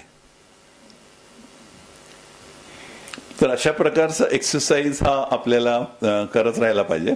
आणि लोकांना वाटतं वजन काय उचलय, पण वजन आता पूर्वी कसं आहे, एखादा माणूस मल्ल आहे, मल्ल असा एकदम तयार मसल, तर तो बुद्धीनी कमी असेल असं उगीच आपल्याला सांगितलं गेलेलं असतं. तर तसं आता कम्प्लिटली उलट झालंय. ज्याचे मसल चांगले त्याला अल्झायमर होण्याची शक्यता खूप कमी. ज्याचे मसल्स चांगले राहतील आपण, तर त्याचं मग मेंदू पण चांगला चालेल आणि तो टिकून राहील शाबूत. म्हणून आपण सगळ्यांनी हळूहळू वजन कशी करता येईल, किंवा अगदीच तुम्हाला असं का सूर्यनमस्कार घालताल तरी चालेल, that is lifting your own weight. किंवा अगदीच अक्षय कुमार व्हायचं असेल तर, की जो स्वतःचेच वजन उचल शरीराचं, तो ऍक्च्युली वजन उचलत नाही पण शरीराचंच वजन म्हणून वापर करतो, ते सुद्धा शक्य असतं. तर या ऍक्टिव्हिटीज तुम्हाला करता येतील का बघत राहा. कसं करता येईल याचा विचार करा. खुर्चीतून get off the chair without hand support सगळ्यांना शक्य असेल, पण तो एक प्रयत्न करायला हरकत नाही. Walk बॅकवर्ड्स for 10 steps. त्याच्यामुळे तुमचं मेंदू आणि मसल याचं कोऑर्डिनेशन चांगलं राहतं का बघा. असे बाकीचे जर अवघड आहेत म्हणून मी ते जातो, पण मसल स्ट्रेंथ आणि कोऑर्डिनेशन येणं या दृष्टीने महत्वाचं असतं. झोप हा एक मोठं सायन्स झालंय आजकाल. आपल्याला प्रत्येकाला हाय क्वालिटी स्लीप जर झाली तर बऱ्याच गोष्टी, तुमचा रेझिस्टन्स होणं, प्रतिकारक शक्ती, ओव्हरऑल संतुलन मनाचं, हे सगळ्या झोपेवरती अवलंबून असतं असं म्हणून. तर अबाउट 8 तास झोप लागणंच अशक्य असतं वय जसं वाढतं असं, पण ऍटलिस्ट तुम्ही बेडमध्ये 8 तास असावं. त्यातली 6 तास वगैरे झोप होऊ शकते. त्यातलं डीप स्लीप जरा बऱ्यापैकी पाहिजे. त्यासाठी काय करावं, की बऱ्याच जणांना झोप येत नाही, तर आपण मनाला सांगण्यासारखं आहे की या वेळेला मी बेडमध्ये शिरणार आहे, या वेळेला मी झोपणार, असं जर आपण करत गेलो तर मन तयार होतं झोपेसाठी. म्हणून त्याला म्हणतात regularity of timing and consistency. Darkness, quietness आणि टेक्नॉलॉजी फ्री, म्हणजे असले भयानक चित्रपट वगैरे बघू नका मोबाईलवरती. असं अवॉइड कॉफी अँड अल्कोहोल हे कळण्यासारखं आहे. आणि जर समजा झोप न येण्याचा तुम्हाला प्रॉब्लेम असतात तर रूमचं टेम्परेचर हे 3 ते 5 डिग्रीज कमी करायचं कम्पेअर टू आउटसाइड. म्हणजे त्यामुळे कूलर आहे, पंखा असेल किंवा एसी असेल, which ever you can do. तुमचं बेड, तुमचं पिलो, तुमचं म्युझिक, तुमचं स्लिपिंग पिल, काही हरकत नाही. लोकांना वाटतं मला सवय होऊ दे ना, सो व्हॉट असंच विचारत येते. एक समजा तुम्ही झोपेची गोळी घेऊन प्रॉब्लेम असेल, त्यांनी छान झोप झाली 5-6 तास, तर त्यांना मिळणारा ऍडव्हान्टेज हा तथाकथित झोपेच्या गोळीची सवय याच्यापेक्षा फार मोठा असतो. त्यामुळे ते risk benefit ratio is very good. त्यामुळे जर तुम्हाला जरूर असेल तर बेलाशक वापरा. आजकालच्या गोळ्या एकदम मस्त असतात. त्यानंतर power nap during the day तुम्हाला झोपता आलं तर फारच चांगलं. Sleep is not an optional lifestyle luxury, it's a non negotiable biological necessity. एवढं झोपेबद्दल महत्व आजकाल म्हटलेलं आहे. मग आता आपण येतो की इन्शुरन्स, 2 आणि 3 लाखाच्या इन्शुरन्सने काहीही होत नाही. एखादा माणूस ऍडमिट झाला, 2-3 दिवस ICU मध्ये 3 लाख रुपये उडून जातात अक्षरशः. आणि त्यामध्ये दोष कोणाचा नाहीये. एक ट्रेंड नर्स 24 तास उपलब्ध करून देणे महाग असतं ते. त्यामुळे नर्सेसचं कॉलेज असतं, साधे अगदी वॉर्ड बॉय सुद्धा ट्रेन करून आणायचे, इट इज अ प्रॉब्लेम. त्यामुळे हॉस्पिटल महागडी झाली आहेत असं म्हणण्यापेक्षा आपण त्याच्याबद्दल कसं त्याच्याबद्दल फेस करू शकतो याचा विचार करा. त्यामुळे 1 बेडरूम फ्लॅटला पुण्यामध्ये जेवढे पैसे लागतात तेवढ्या किमतीचा तुमचा इन्शुरन्स पाहिजे. हां, तर मग तो मिळवताना तुम्ही जर हेल्दी असाल तर छोटा प्रीमियम लागतो, नाहीतर मग तशी तजवीज आपण करावी. आपण पहिल्यापासून एक बँकेचं अकाउंट, फक्त आपल्या हेल्थचं अकाउंट काढायचं, कोणावरती डिपेंड नव्हतं. आपण जर मुलांच्या शिक्षणासाठी, मुलींच्या लग्नासाठी आपण जर पैसे वेगळे काढू शकतो तर आपल्या स्वास्थ्यासाठी चांगला बँक बॅलन्स तुम्हाला हवा, याच्यात काही डाऊट नाही. मग आपण जी फॉर ग्रॅटिट्यूडवर होते. ऍक्च्युली प्रेयर म्हणजे खरं तर living in that moment and expressing gratitude हे असतं. आपल्या सगळ्यांना हे सगळं माहिती आहे. पण ग्रॅटिट्यूडवर आता खूप सायंटिफिक संशोधन झालेलं आहे आणि त्याच्यामध्ये ते असं म्हणतात की तुम्ही जर खरंच मनापासून कृतज्ञता व्यक्त करू शकला किंवा तुम्हाला मनात आहे कृतज्ञता, तर तुमचं ओव्हरऑल हेल्थ चांगली होते, मेंटल हेल्थ चांगली होते, रोगप्रतिकारक शक्ती वाढते, ब्लड प्रेशर कमी होतं वगैरे वगैरे. या सगळ्या गोष्टी प्रूव्हन आहेत सायंटिफिकली. पु ल देशपांडेंचं अशी एक प्रघात आहे की काही वाक्य पु ल देशपांडेंच्या नावावर खपवायचे असतात. तर ते असं म्हणायचे की सकाळी उठल्याबरोबर जर समजा कुठे डोकं दुखत नसेल, पायात मुंग्या येत नसतील, पोट गुरगुरत नसेल, तर आपण मेलेलो आहोत असं समजावं. म्हणजे असं होऊच शकत नाही असं त्यांचं म्हणणं होतं. तर यामध्ये माझा पॉइंट त्याच्यामध्ये येण्याचं की मनुष्याचं बॉडी हे इतकं कॉम्प्लेक्स मशीन आहे, इतकं कॉम्प्लेक्स मशीन आहे की आम्हा डॉक्टरांना एखादा अवयव एखाद्या दिवशी चालला नाही तर त्याचं काहीही वाईट अक्षरे वाटतच नाही. कारण जो अवयव, सगळे अवयव जर 100 वर्ष टिकण्यासाठी डिझाईन्ड आहे, तर यंत्र आहे शेवटी, काही पण खराब होऊ शकतं. का खराब झालं याच्यापेक्षा ते होऊ शकतं हे आपण पहिले मान्य करायला पाहिजे. आणि रोज सकाळी उठल्यानंतर आपले हातपाय चालू आहेत, बोलतोय, ऐकतोय, याचं ग्रॅटिट्यूड मनामध्ये पाहिजे. त्याच्यासारखं सुख नाही की बाबा आहे शरीर आणि चालू आहे, याच्यात कधी त्याचं ग्रॅटिट्यूड आपण व्यक्त करायला शिकायलाच पाहिजे. मग हेल्थवरती आपण आलोय की आयडियल पॅरामीटर हेल्थचे पटकन मी जाईन. ब्लड प्रेशर, याच्यामध्ये शुगर किंवा कोलेस्ट्रॉल, या सगळ्या गोष्टी आम्ही बघत असतो. पण मला महत्वाच्या गोष्टी सांगायच्या आहेत, म्हणजे नो सार्कोपिनिया आणि फर्स्ट मेडिकल कॉन्टॅक्ट. म्हणजे मसल मास, तुमचा स्नायूंचा गर्थ कमी नाही व्हायला पाहिजे, स्नायू चांगले टिकले पाहिजेत, म्हणून तुमचा एक्सरसाइज आणि स्ट्रेंथ ट्रेनिंग थोडंसं करणं जरुरी असतं.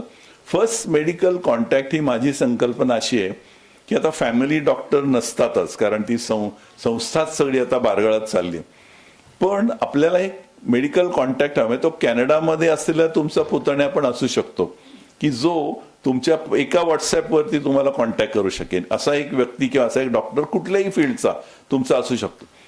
त्यांनी फक्त तुमच्यासाठी निर्णय घ्यायचा असतो. आता मला असंच होतंय, त्यांनी ट्रीटमेंट द्यायची नसते, पण तो म्हणाला की या डॉक्टरांना जाऊन भेटा किंवा गॅस्ट्रोला भेट, अमुक अमुक झाले, आता लगेच ICU मध्ये जा. ह्या गोष्टीचा निर्णय त्या फर्स्ट मेडिकल कॉन्टॅक्टनी घ्यायला पाहिजे. आणि असा एक कॉन्टॅक्ट आपण तयार करायला पाहिजे आणि त्याला फी पण द्यायला पाहिजे. आता इथिओपिया किंवा नायजेरियाचा मॅरेथॉन रनर आहे, तो 42 किलोमीटर पडल्यानंतर ठीक आहे, दमला आहे पण आनंदी आहे, हात वर करून अभिवादन करतोय. आपला भारतीय काउंटर पार्ट त्याचा आहे ना, असा दिसतो. पोटाचा घेर हा आपला मेजर प्रॉब्लेम आहे संबंध इंडियाचा. पेटाचा घेर असं म्हणजे ते फक्त त्यामुळे वाईट असतं असं नाही, तर स्वादुपिंडावरती फॅट तयार होतं, लिव्हरवर फॅट बसतं आणि या ऑर्गन किंवा विसरल फॅटमुळे सगळे दोष, इन्सुलिन रेझिस्टंट, डायबिटीज, हायपरटेन्शन सगळे त्याच्यातून येत असतात. आपल्या गड्याला नुसतं मैली झालेले गंगामेर डुबकी मारून मस्त वाटतं, त्याला काही पडायची वगैरे इच्छा नसते. ऑफकोर्स असं जसं होऊ नये तसंच एक 70 नंतर असा एक प्रकार आपल्याला बघायला मिळतो, तो म्हणजे फ्रेल्टी, की पूर्ण इतकं कृश होतो माणूस, असा श्रिंक व्हायला लागतो, त्याचं फॅट जातं दोन्ही गालावरचं असं आत गेलंय किंवा मसल्स कमी होतात. ह्याला फ्रेल्टी असं नाव आहे, कृश होणं. या कृश होण्यामुळे पडणं, फ्रॅक्चर होणं, स्ट्रोक होणं, पॅरालिसिस होणं, हार्ट अटॅक येणं, ह्या सगळ्याच आणि न्यूमोनिया वगैरे होणं याचं प्रचंड प्रमाण वाढत असतं. त्यामुळे जसं एज वाढतं तसं फ्रेल व्हायचं नाही असं आपल्याला स्वतःला समजून सांगायला पाहिजे. आणि फ्रेल न होण्यासाठी one of the important thing is saturated fat. साजूक तूप, लोणी हे असं खाण्याकडे प्रमाण असं थोडं थोडं वाढायला पाहिजे जसं वय वाढतं तसं. आणि फ्रेलटीबद्दल आमच्या ॲडव्हान्स मेडिकल पुस्तकांमध्ये काय वाक्य लिहिलेलं असावं, तुम्हाला आश्चर्य वाटेल ते वाक्य ऐकून. First thing to avoid frailty is having at least 1 meal with the family.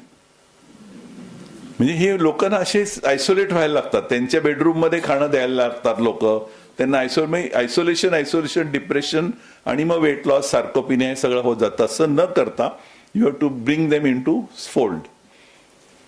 Parkinson and heart मी मुद्दाहून एकदम कमी स्लाइड्स आणल्यात कारण तशी एक मला सूचना केली होती असं बोलावं मी म्हणून. पण या पुढच्या दोन्ही स्लाइड्स तुम्ही बघितल्या नाहीत तरी चालेल, डॉक्टर लोक काळजी घेतील त्याची जर काय तुम्हाला झाला तर. पण कनेक्शन असं आहे की बरेच एजमुळे आणि वयामुळे हाय ब्लड प्रेशर, डायबिटीस आणि क्रॉनिक इन्फ्लमेशन म्हणजे दाह, रक्तवाहिन्या असतात सगळ्या आपल्या, त्याच्या आतमध्ये एक इनर लेअर असतो, त्याच्यामध्ये झालेला दाह त्याला इन्फ्लमेशन, त्याच्यातून मग पुढे ब्लॉकेजेस वगैरे तयार होतात. इन्फ्लमेशन तयार किंवा करणारे सर्वात घातक पदार्थ कुठला असेल तुम्हाला वाटतं? शुगरमुळे इन्फ्लमेशन होतं आणि त्याच्यातनं पुढे गोष्टी सगळ्या. म्हणून मला एका पॉडकास्टमध्ये कोणी विचारलं होतं की सिगरेट ओढणं जास्त घातक आहे का साखर खाणं जास्त घातक आहे? त्याला मी म्हणलं तर साखर खाणं जास्त घातक आहे. असं नाही म्हणत की साखर नॅचरल एक पदार्थ आहे, आपण सगळेजण आयुष्यभर खात आलेलो, पण कंट्रोल यायलाच पाहिजे. It is one of the most dangerous substances that we eat. किंवा पार्किन्सनमध्ये पॅरालिसिस व्हायची शक्यता जास्त असते आणि हार्ट रिलेटेड डेथ्स हे पार्किन्सनमध्ये जास्त असतात. पार्किन्सन हार्ट असा एक प्रकार आहे ज्याच्यामध्ये नर्व एंडिंग्स म्हणजे जिथे एक हार्टला सिग्नल जातो, नर्वला सिग्नल जातो, तो ढिल्ला होतो. त्याच्यामुळे मग ब्लड प्रेशरचे खूप प्रॉब्लेम होतात की माणूस झोपलेला आहे व्यक्ती आणि ती उठून उभी राहिली की नॉर्मली कसं पटकन ब्लड हे मेंदूला जायला पाहिजे पण ते जाऊ शकत नाही कारण हे पार्किन्सन हार्ट आहे. त्यामुळे मेंदूला ब्लड सप्लायमुळे पडणं, याला पॉश्चरल हायपोटेन्शन असं नाव आहे. पॉश्चरल हायपो म्हणजे कमी राहणं, पॉश्चरल हायपोटेन्शन असं नाव. हे पार्किन्सनमध्ये खूप असतं. Low BP on changing posture मी आत्ताच सांगितलं तुम्हाला. लो हार्ट रेट आणि इरेग्युलर हार्ट हे पण पार्किन्सन बरोबर बऱ्यापैकी असतं. बऱ्याच जण पार्किन्सनचे हे एल डोपावरती असतात ना, डोपा एक the commonest major drug is L dopa, तर त्याच्यामुळे पण बीपी कमी राहतं आणि पॉश्चरल चेंज इम्बॅलन्स हे एल डोपामुळे पण वाढू शकतो.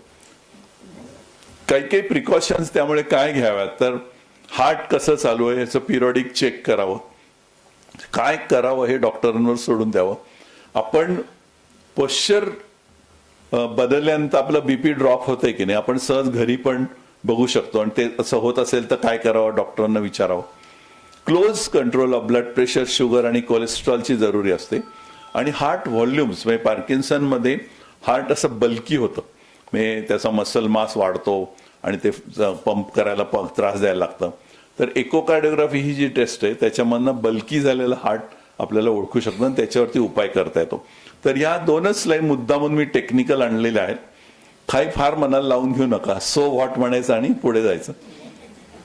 असं म्हणतात की वेळ आहे थोडा, जंगलामध्ये झेब्र्याला ना डायबिटीज, ब्लड प्रेशर, पार्किन्सन नाही होत. याचं कारण की त्याचा मेंदू फार प्रगल्भ नसतो, त्याला एका वेळेला एकच काम, काय म्हणतात त्याला, मल्टीटास्किंग त्याला जमत नाही झेब्र्याला. तो गवत खात असतो त्यावेळेला गवतच खातो, बागडायच्या वेळेला बागडतच असतो. ते करत असताना वाघाचा विचार करायची त्याला शक्तीच नसते, कल्पना शक्ती. पण जर वाघ आला तर जीव खाऊन पळायचं हे त्याला माहिती असतं. मग कधी पकडला जातो, कधी वाचतो. पण एका वेळेला एकच काम करत असल्यामुळे त्याला डायबिटीज, ब्लड प्रेशर, पार्किन्सन होत नाही. त्यामुळे आपण ते शिकायला पाहिजे. आपण काय करायचं, लिव्ह इन द प्रेझेंट. आता ओशो बिशो सगळेजण काय सांगतात, हिअर अँड नाव. जसं आत्ता तुमच्याबरोबर मी इथे आहे, मला माहिती आहे लेक्चर संपेपर्यंत एक 7-8 तरी मिस्ड कॉल्स आलेले असतील. Somebody must be wanting me. पण माझी क्षमता to be with you 100% makes me stress free. माझं जर मन असं द्विधा चालू असेल तर माझ्या मनामध्ये स्ट्रेस निर्माण होऊ शकतो. त्यामुळे जेव्हा जे करायचं त्यावेळेला करायचं. आता आपलं आणि या वयात तर ते शक्य असतं. लिव्ह इन दॅट मोमेंट हे करणं एकदमच शक्य असतं. आणि त्रास आहे ना इतरांना द्यायचा. आपण आता शारीरिक स्वास्थ्यानं थोडं मानसिक स्वास्थ्यावरती येतोय की हा त्याचा विनोदाचा भाग जरी सोडला तरी मला म्हणायचं म्हणतं की काही कोणी टाकून बोललं, काही वाईट झालं तरी काय म्हणायचं, सो वॉट, आणि चालू राहायचं पुढे. तर आम्ही अँजिओप्लास्टी करताना असा दिसतो. त्यावेळेला आता पेशंट बेडवर आहे, अँजिओप्लास्टी चालू आहे, पण बाहेर कोणीतरी पांढरे खादी कपड्यातले लोक उभे असतील, त्या गळ्यामध्ये सोन्याच्या चेन्स असतील, असा मी विचार करायला लागलो तर प्रॉब्लेम असतो. किंवा फारच VIP आहे, हा खूप सिरियस आहे, असं काही झालं तर मला लोक काय म्हणतील. तसं नाही करून चालू. You have to be there and now. म्हणजे you have to be 100% in that moment. आणि प्रत्येकामध्ये आपल्याला एक मूल दडलेलं असतं असं म्हणतात. तर ते मूल अनकव्हर करायला हे आपल्याला शिकता यायला पाहिजे. आणि त्यासाठी काय करायचं, फार वेगळं काही करायचं नसतं. क्युरिओसिटी पाहिजे. मुलांचा मेन ऍटिट्यूड त्यांचा काय असतो, क्युरिओसिटी. नवीन गोष्ट त्यांना पाहिजे असते म्हणा, किंवा त्यांना काय चाललंय, कसं वाचतं, काय आवाज येतो, हे आपण जर असं मन जागृत ठेवलं तर मग you become child like. Child dish व्हायचं नाही, चाइल्ड लाईक व्हायचं. आणि मग काय तुम्ही खेळ वगैरे असे खेळताच आज सगळेजण. डान्स काय सुंदर झाला. I must compliment all of you for that and especially the trainers. I think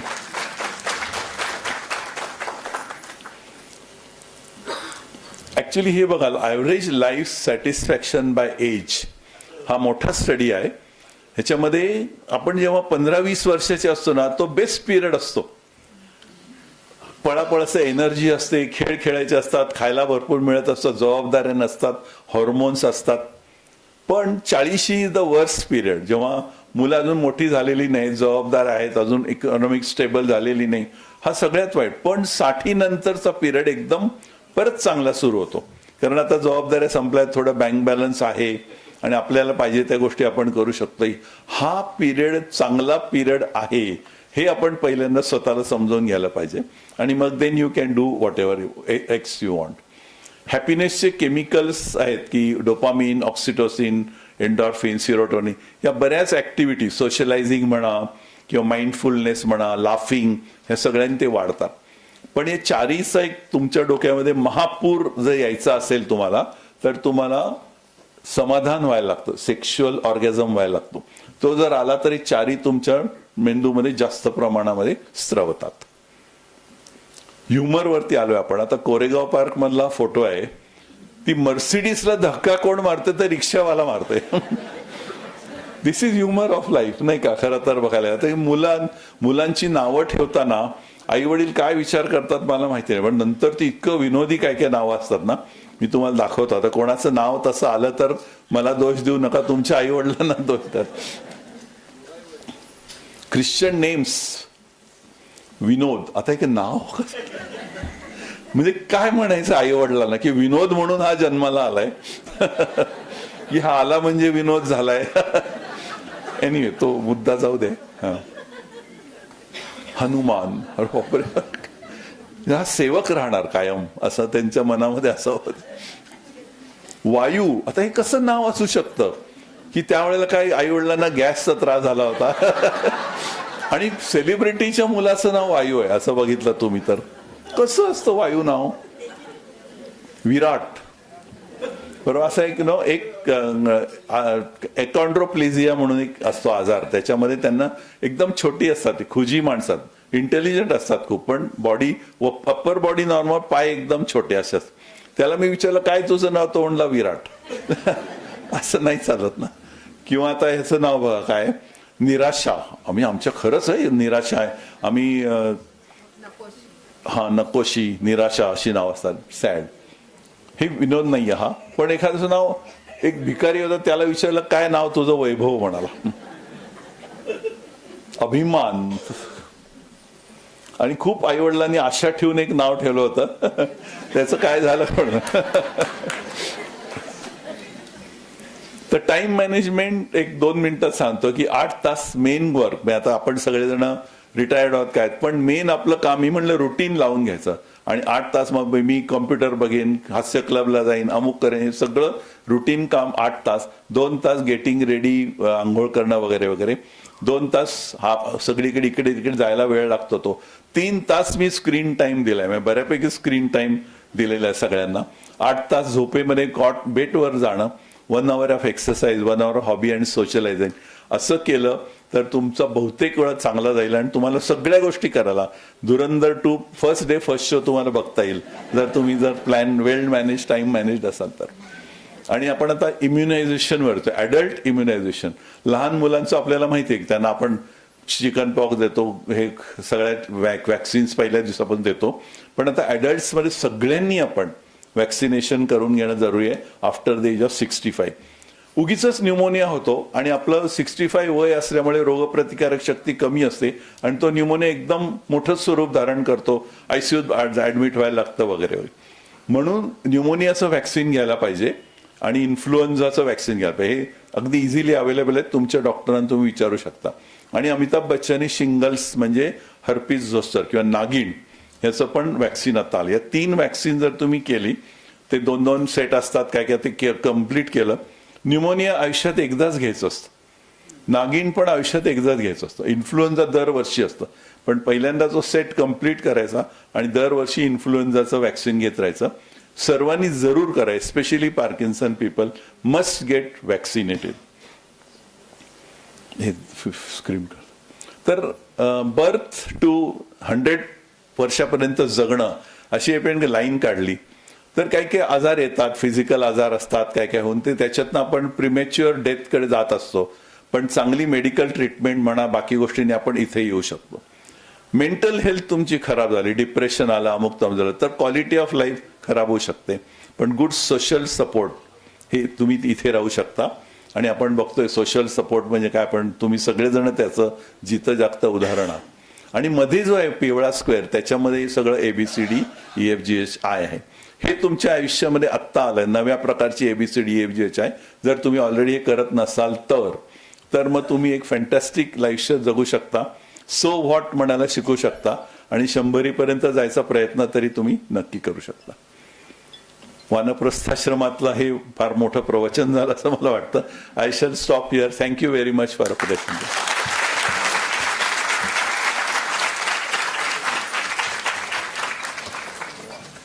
नमस्कार.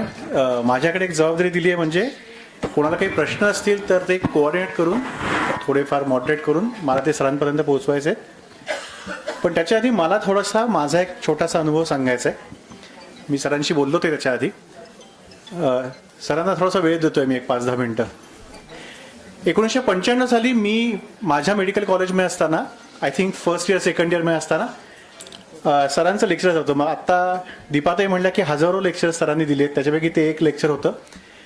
आणि 95 साल म्हणजे नुकतंच पॉवर पॉईंट यायला लागलं होतं. आत्ता आपण प्रत्येकजण ते वापरतो. इनफॅक्ट पार्किन्सन पेशंट्सचा खूप पॉवर पॉईंट वापरतात. पण तेव्हा ते नुकतं यायला लागलं होतं. आणि दॅट सेशन वॉज माझ्यासाठीचा खूप एक वेगळाच अनुभव होता. म्हणजे सरांनी त्यांची माहिती जी काय त्यांना द्यायची होती कार्डिओलॉजीबद्दलची, ती खूपच छान दिली होती. पण आत्ता जसं तुम्ही बघितलं तसं खूप छान मजेशीर स्लाइड्स पेरल्या होत्या, जेणेकरून ते लेक्चर किती इंटरेस्टिंग, एक अत्यंत स्मूथ फ्लोमध्ये, आणि त्या स्लाइडवरची खूप पकड होती. आणि सर ती अगदी तशीच आहे. म्हणजे आय रिलिव्हड इट. त्या लेक्चरचा इतका माझ्यावर प्रभाव पडला होता की मी आता माझं मेडिकल प्रोफेशन आणि त्याच्याबरोबर खूप सारी लेक्चर्सेस असतो आणि खूप सारी त्याच्यामध्ये पॉवर पॉईंट प्रेझेंटेशन्स करत असतो. आणि आय ऑलवेज फील की तसं झालं पाहिजे माझं लेक्चर. असं कायम इतकी वर्ष मला वाटत आलेलं आहे, गेले 30-40 वर्ष आता. आणि so I am so happy की आज सरांचं पुन्हा मला लेक्चर ऐकता आलं आणि ते तसंच आहे. आणि आज त्यांनी मला कदाचित माझ्या आजच्या टप्प्यावर, मी आता 50शीला आहे, आणि आजच्या टप्प्यावर त्यांनी मला एका वेगळ्या पद्धतीने ॲक्च्युली इन्फ्लुएन्स केलं आणि इन्स्पायर केलं आहे की नाव आय शुड, ते आता तो जो सॅटिस्फॅक्शनचा कर्व आहे तो आता माझा जास्ती वेगळा वरती जायला हवा आहे, जरा वजनाकडे लक्ष द्यायला हवं आहे. आणि पुढच्या वर्षी जेव्हा मी इथे उभा असेल तेव्हा ओळखता यायला नाही पाहिजे की अरे हा मागच्या वेळेचाच अमित करकरे की काय, इतक्या लेवलला मी 100% यायचा आता प्रयत्न करीन. धन्यवाद. काही प्रश्न असतील कोणाचे तर आपण पटकन एक 4-5 मिनिटात विचारूया. हां, फॅटी लिव्हरसाठी कोरी कॉफी प्या असं म्हणतात, तर तुम्ही म्हणता कॉफी अवॉइड करा. कॉफी अवॉइड करा नाही म्हटलं मी, मस्त प्या कॉफी, काय प्रॉब्लेम. फॅटी लिव्हरसाठी कॉफी प्यायची की नाही हे मला नवीन आहे, पण तरी असं सांगत असेल गॅस्ट्रोएंटरोलॉजिस्ट तर जरूर प्या. Coffee is not a problem.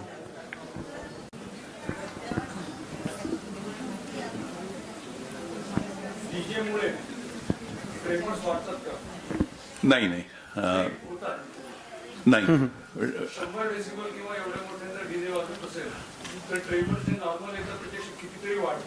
हा, मी पर्सनल अनुभव म्हणून मी नाही म्हणू शकतच नाही.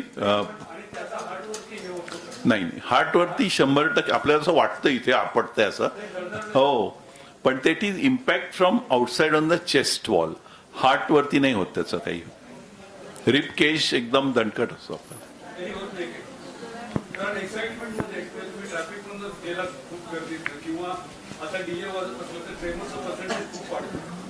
हा, मी म्हणलं ट्रेमर्स इज इंडिव्हिज्युअल एक्सपिरियन्स, पण सायंटिफिकली नो.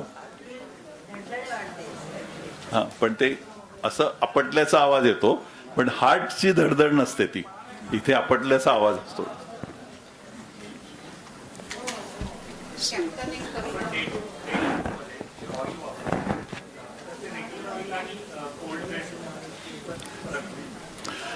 फार फरक नाहीये actually. Regular oil and cold press. Cold press is obviously preferred, कारण ते लेस प्रोसेस्ड असं म्हणूया. पण तुम्ही कुठलंही तेल वापरा, actually it should be less than 1 litre per person per month, असं ते मात्र माझं. क्वांटिटी इज इम्पॉर्टंट, क्वालिटीमधनं एवढा प्रचंड फरक नाही पडत. सर एक सगळ्यांतर्फे एक प्रश्न आहे जनरल, आणि मी ॲज अ जनरल प्रॅक्टिशनर म्हणून आम्हाला खूप तो सतावतो, एस्पेशली या एजमध्ये. आजकाल व्हॉट्सॲपवरनं खूप काहीतरी माहिती येत असते, आणि आपल्याला जे काही होतंय, म्हणजे छाती धडधडते, काही नुसतं जरी दुखलं, काही म्हणजे त्या साईडला जास्ती झोपलो म्हणून जरी खांदा दुखला तरी लोकांना असं वाटायला लागतं का हार्ट अटॅक आहे. सो कार्डियक न्यूरोसिस खूप वाढत चाललाय. सो एक्झॅक्टली अशी कुठली लक्षणं 1-2-4 असावीत की ज्याच्यामुळे 100% जावं, म्हणजे कधी कसं ठरवावं पेशंट्सनी, कारण तुम्ही जर म्हटलं तर मेडिकल कॉन्टॅक्ट तर तो नसतो काही वेळा. हां, सी, आता समजा एखाद्याला मल्टिपल प्रॉब्लेम्स एखाद्या, म्हणजे डायबिटीस आहे, ब्लड प्रेशर आहे, वय जास्त आहे, तर त्यांनी थोडं जरी काही अबनॉर्मल वाटलं तरी जावं. म्हणजे थोडं दम लागतोय किंवा थोडं अस्वस्थ वाटलं, घाम आला, या सर्वासाठी तुम्ही डेफिनेटली डॉक्टरकडे जायला पाहिजे. पण अदरवाईज एक प्रिन्सिपल म्हणून लक्षात ठेवावं, काहीतरी एक्झर्शन केल्यानंतर त्रास झाला. मी 2 जिने चढून गेले आणि मला दम लागला आणि मी बसले एका जागी, मग दम गेला. एक्झर्शननी काहीतरी लक्षणं आली आणि एका जागी बसल्यावरती लक्षणं गेली, मग हे कार्डियक असण्याची शक्यता खूप जास्त. मग त्यावेळेला मात्र डेफिनेटली डॉक्टरांकडे जाऊन बघायला पाहिजे. पण मग तुम्ही म्हणला तसं की नुसताच खांदा दुखतोय बसल्या जागी, गेले 24 तास दुखतोय, ते युजली हार्टचं नसतं. आपणही हेच आडाखे बांधतो आपल्या ह्याच्यामध्ये. पण फॉर जनरल तुम्हाला त्यांनी असा प्रश्न केव्हा तुम्ही डॉक्टरांकडे जावं, एक्झर्शननी त्रास झाला आणि बसल्यावरती त्रास गेला, डेफिनेटली जा. आणि तुम्ही हाय रिस्क असाल by way of age, diabetes, blood pressure अमोन, तर तुम्हाला थोडं जरी काही वाटलं, दम लागतोय अमोन, तर मग डॉक्टरांकडे जाऊ. हाताला मुंग्या आल्या तर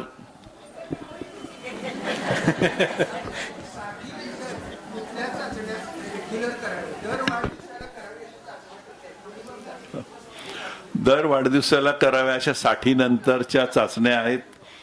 हिमोग्लोबिन डेफिनेटली, 3 महिन्याचं ॲव्हरेज शुगर, HbA1c, तर सिरम क्रिएटिन म्हणजे किडनीची टेस्ट असते ती, प्रॉबब्ली कोलेस्ट्रॉल करावं, आणि व्हिटॅमिन B12, D3 या टेस्ट केल्या ना तर तुमचं बहुतेक सगळं त्यामध्ये करेक्ट कव्हर होतं. अजून काही स्पेशलाइज टेस्ट असले तर ते डॉक्टर कव्हर करतात, पण एकदा नाही. चालत्या फिरत्या माणसांनी सोडियम वगैरे काही करायचं नाही. पण हार्टसाठी जी टेस्ट आजकाल खरी रेकमेंडेड आहे ती म्हणजे CT कोरोनरी अँजिओग्राफी म्हणून आहे. ती 60च्या नंतर आणि 70च्या आत असलेल्या लोकांसाठी. 70 नंतर there is too much calcium as it is, त्यामुळे मग ते इंटरप्रिटेशन होत नाही. पण पूर्वी जसं आपण स्ट्रेस करायचो लोकांना, त्याच्याऐवजी we should be doing CT angio. महाग आहे, 17-18 हजार रुपयाची टेस्ट आहे, पण 100% तुम्हाला कॉन्फिडन्सनी आहे किंवा नाही आहे हे कळत असतं त्याच्यामध्ये. त्यामुळे सिटी एन्जिओग्राफी जर कोणी डॉक्टर म्हणाले आपण करूयात तर ती जरूर करून घ्या, किंवा तुमच्या डॉक्टरांना तुम्ही विचारू शकता की माझं सिटी हार्टसाठी करायची का, मग डॉक्टर ठरवतील ते. या टेस्ट आहेत करायच्या.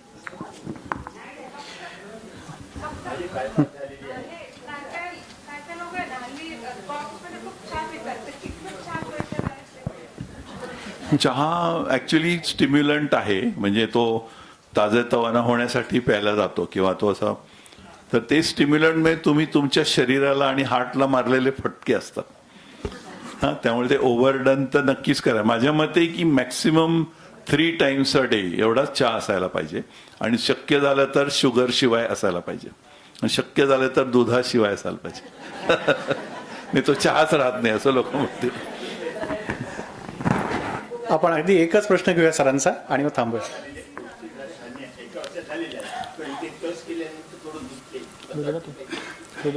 त्यांचा प्रश्न असा आहे की बायपास झाल्या, हर्निया 2-3 ऑपरेशन एका वर्षात झाले, आणि इथे टच केल्यावरती दुखतंय. 100% हार्टचं काही नाहीये. म्हणजे असं हार्टचं असेल ते दुखले, टच केल्याने नाही दुखत. मी म्हणलं असं एक्झर्शन झाल्यानंतर व्हायला पाहिजे आणि बसल्यानंतर जायला पाहिजे, मग ते हार्टचं. आणि बायपास झाल्यामुळे तुम्ही मस्त राहता, काही तुम्हाला हार्टचा प्रॉब्लेम नाही येणार या आयुष्यामध्ये.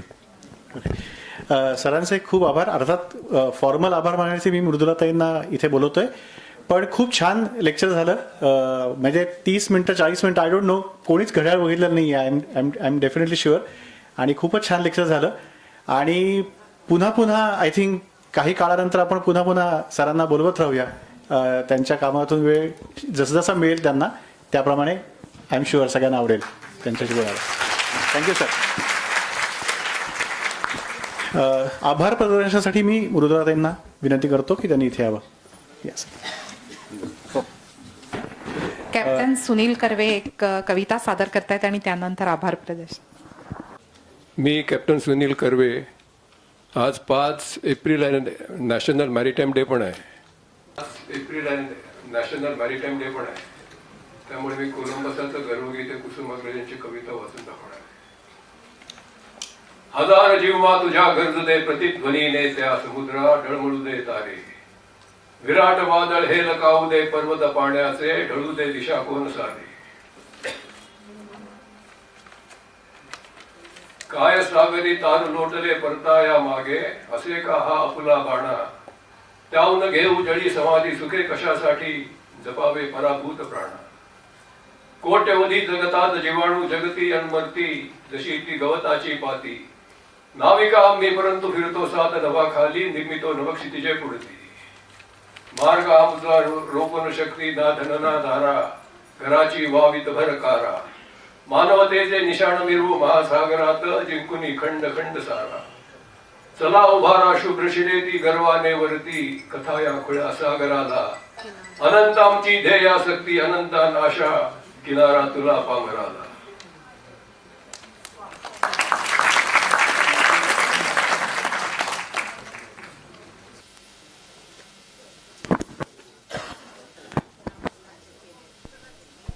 ऐकू येते? हॅलो. हां, नमस्कार. मी आभार प्रदर्शनासाठी ॲक्च्युली उभी आहे. एक 2-2.5 मिनिटाचंच काम करणारे. सो व्हॉट हा आत्ता आपल्याला मंत्र सभागृहाबाहेर जाताना आणि उद्यापासून रोजच्या जगताना करायचं आहे. म्हणजे सर, मी ॲक्च्युली बोलताना असं ठरवलं होतं की इनस्पाईट ऑफने सुरुवात करायची. म्हणजे इनस्पाईट ऑफ आमचं हे सगळं, आमची लोक हे काम करतायत. पण आज तुम्ही दिलेला मंत्र मात्र अद्भुत आहे. So what. सो व्हॉट म्हणायचं कारण असं, गेली 2-3 वर्ष आम्ही जगदीश हिरेमठ सरांना आमंत्रित करायचा प्रयत्न करत होतो, पण सरांपर्यंत पोचायचा मार्ग सापडत नव्हता. So what. आणि यावर्षी तो सापडला, आणि त्याचं कारण अजित सर आहेत. अजित सर आणि जगदीश सर खूप जवळचे मित्र आहेत, स्नेही आहेत. आणि आमची दीपाताई अजित सरांना खूप चांगली परिचित आहे. आणि अजित सर आमचे हितचिंतक असल्यामुळे त्यांनी ते सगळं पटकन घडवून आणलं. आणि हा आमचा या वर्षीचा हा सोहळा खूप साजरा झाला. सर असं म्हणतात की पावलं चालली तर तो प्रवास होतो, पण त्या पावलाबरोबर हृदय सुद्धा चाललं तर ती यात्रा होते. आज शोभनाताईंनी आमची आनंद यात्रा ह्या पुस्तकाचं लेखन केलंय, प्रकाशन तर झालंच, पण आत्ता 2 तास गेलं जे काही आपण इथे करतोय ती यात्रा आहे. कारण साक्षात हृदयरोगावर जादू करणारा अवलिया आपल्यामध्ये होता. सर मनपूर्वक आभार. तुम्ही आमचं आमंत्रण स्वीकारलं आणि एक सुंदर असं एक विवेचन दिलं. स्लाइड्स अप्रतिम होत्या. म्हणजे करकरे सर म्हणाले ते खरंच आहे. तो सिलसिला गेली अनेक वर्ष चालू आहे. आणि तुमच्याबद्दल इतकं सगळं ऐकून आणि तुमचं सेलिब्रिटी स्टेटस सगळं माहिती होतं, त्याचा आज आम्हाला खूप परिचय झाला. मनापासून धन्यवाद. मॅडम कुठे जात नाहीत असं ऐकलं होतं, पण तुम्ही आमचं आमंत्रण स्वीकारून तुम्ही सुद्धा आज आलात, स्मरणिकेचं प्रकाशन केलं. मनपूर्वक धन्यवाद. सर, आमच्या कार्यक्रमाला गेली काही वर्ष समाजातले खूप प्रतिष्ठित लोक येतात आणि आज तुमच्या मागे बसलेत. काटे सर आहेत, सुमनताई आहेत, त्यांच्या हास्य क्लबचे सगळेजण आहेत. नंतर डॉक्टर रोहिणीताई पटवर्धन, म्हणजे सध्या जेरियाट्रिक केअरमध्ये समाजात फार मोठं काम करणाऱ्या, त्या आमच्या स्नेही आहेत, मला नको म्हणतात. पण नंतर त्यांच्याबरोबर थोर मानसशास्त्रज्ञ, खूप सायकोलॉजिकल टेस्ट डिझाईन केलेल्या डॉक्टर मेधाताई कुमठेकर आहेत. काळे सर आमचे हितचिंतक, डॉक्टर ज्योती काळे, ही सगळी मंडळी आली आहेत. एक अजून आवर्जून उल्लेख करते, खूप डोनर्स आहेत आमचे, पण doctor Gautam Savarkar sir US आलेले आहेत. म्हणजे त्यांनी आपलं तिकीट ॲडजस्ट केलं आणि हा कार्यक्रम फर्स्ट टाइम. सुधाताई कुलकर्णी आहेत, सुधाताई कुलकर्णींची म्हणजे खूप सारी नावं घेता येतील. तुमचे सगळ्यांचे मनपूर्वक धन्यवाद. अजित सर, मनपूर्वक धन्यवाद. पुढच्या वर्षी पण आम्हाला असंच. त्यानंतर आमच्या म्हणजे वर्षभर काय हा सगळा रथ चालवणारे जे अनेक हात आहेत त्यांचे फक्त नामोल्लेख पटापट करते की आमचं सगळी तांत्रिक बाजू आहे, website, YouTube channel, social media, हे सगळं डॉक्टर अतुल ठाकूर सांभाळतात. सोशॉलॉजीमधली त्यांची व्यसनमुक्तीवरची PhD आहे. आज मुंबईहून आलेले आहेत आणि हे सगळं काम मुंबईहून सेवाभावी पद्धतीने करतात. नंतर तुम्ही आज जे नृत्य बघितलं आणि कला प्रदर्शन बघितलं, याच्यामध्ये खूप जणांनी भाग घेतला होता. त्या सर्व शुभार्थी आणि शुभंकरांचा मनापासून अभिनंदन. ती कोरिओग्राफी करणाऱ्या त्या मुलींचा उत्साह बघितला. त्या कोरिओग्राफी करणाऱ्या मुलींची नावं आहेत तन्वी हेगडे आणि कीर्ती श्रीवास्तव. प्रदर्शनातली सुद्धा नावं सगळी तुम्ही ऐकलीतच, पण जयश्रीताई पाठक आणि सीमा कळके ह्यांची नावं राहिली होती थोडं त्या उशिरा आल्यामुळे. आमचे खूप सगळे देणगीदार आहेत, त्यांचे मनपूर्वक आभार. शोभनाताई दरवर्षी एक पुस्तक लिहितात. आता पुढच्या वर्षी कुठलं पुस्तक प्रकाशित होईल? गेल्या वर्षी त्यांनी एक सुंदर पुस्तक लिहिलं, आठवणीतील शुभार्थी, आणि यावर्षीचं पुस्तक आहे आम्ही आनंद यात्री. त्यांचे मनपूर्वक आभार. या पुस्तकाचं आणि स्मरणिकेचं काम करणारा आमची टीम आहे. विनय दीक्षित जो प्रिंटिंग करतो, प्रशांत म्हणून भरताल मुखपृष्ठ करतात, त्या दोघांचे मनपूर्वक आभार. सगळे स्वयंसेवक उत्स्फूर्तपणे आम्हाला मदत करतात. स्मरणिकेचं संपादन आशाताई रेवणकरांनी केलंय, आशाताईंचे मनपूर्वक आभार. आमच्या कार्यालयाची धुरा सध्या समर्थपणे एक छोटी आमची मैत्रीण सांभाळते, बकुल गोखले, तिचे मनपूर्वक आभार. आणि कार्यकारिणीचे सगळे सदस्य आमच्या श्यामलाताई आणि आमच्या शोभनाताई, या दोघी जणी जो आमच्यासाठी एक वारसा क्रिएट करतायत, त्या दोघींचे मनपूर्वक आभार. फोटोग्राफर साठे सर आहेत, माध्यमाचे प्रतिनिधी आहेत. आणि आवर्जून आत्ता सगळ्यांसाठी एक सांगते की 2 आकाशवाणी केंद्रांनी आपल्याला जागतिक पार्किन्सन्स दिनानिमित्त आमंत्रित केलेलं आहे. तर उद्या एक रेकॉर्डिंग होणार आहे आणि 8 तारखेला एक रेकॉर्डिंग होणार आहे. फिल्म इन्स्टिट्यूटचा FM वाहिनी जी आहे 90.4, त्याच्यावर एक कार्यक्रम तुम्हाला ऐकायला मिळेल. आणि पुणे आकाशवाणीच्या केंद्रावर एक मिळेल. वेगवेगळे प्रतिनिधी त्या माध्यमांशी बोलतील. काटे सरांबरोबर सुगाकर सर आणि गुळुंबे सर पण आलेले आहेत. नंतर शोभनाताईंचे बंधू आहेत. खूप लोकांचे नामोल्लेख करण्यासारखे आहेत, पण सर्वजण तुम्ही आवर्जून आमच्या ह्या कार्यक्रमाचं पेपरातनं आणि जिथून तुम्हाला कळलं असेल ते ऐकून आलात. दरवर्षी असेच येत राहा आणि दरवर्षी असंच आमच्या आनंद यात्रेत सामील होत राहा.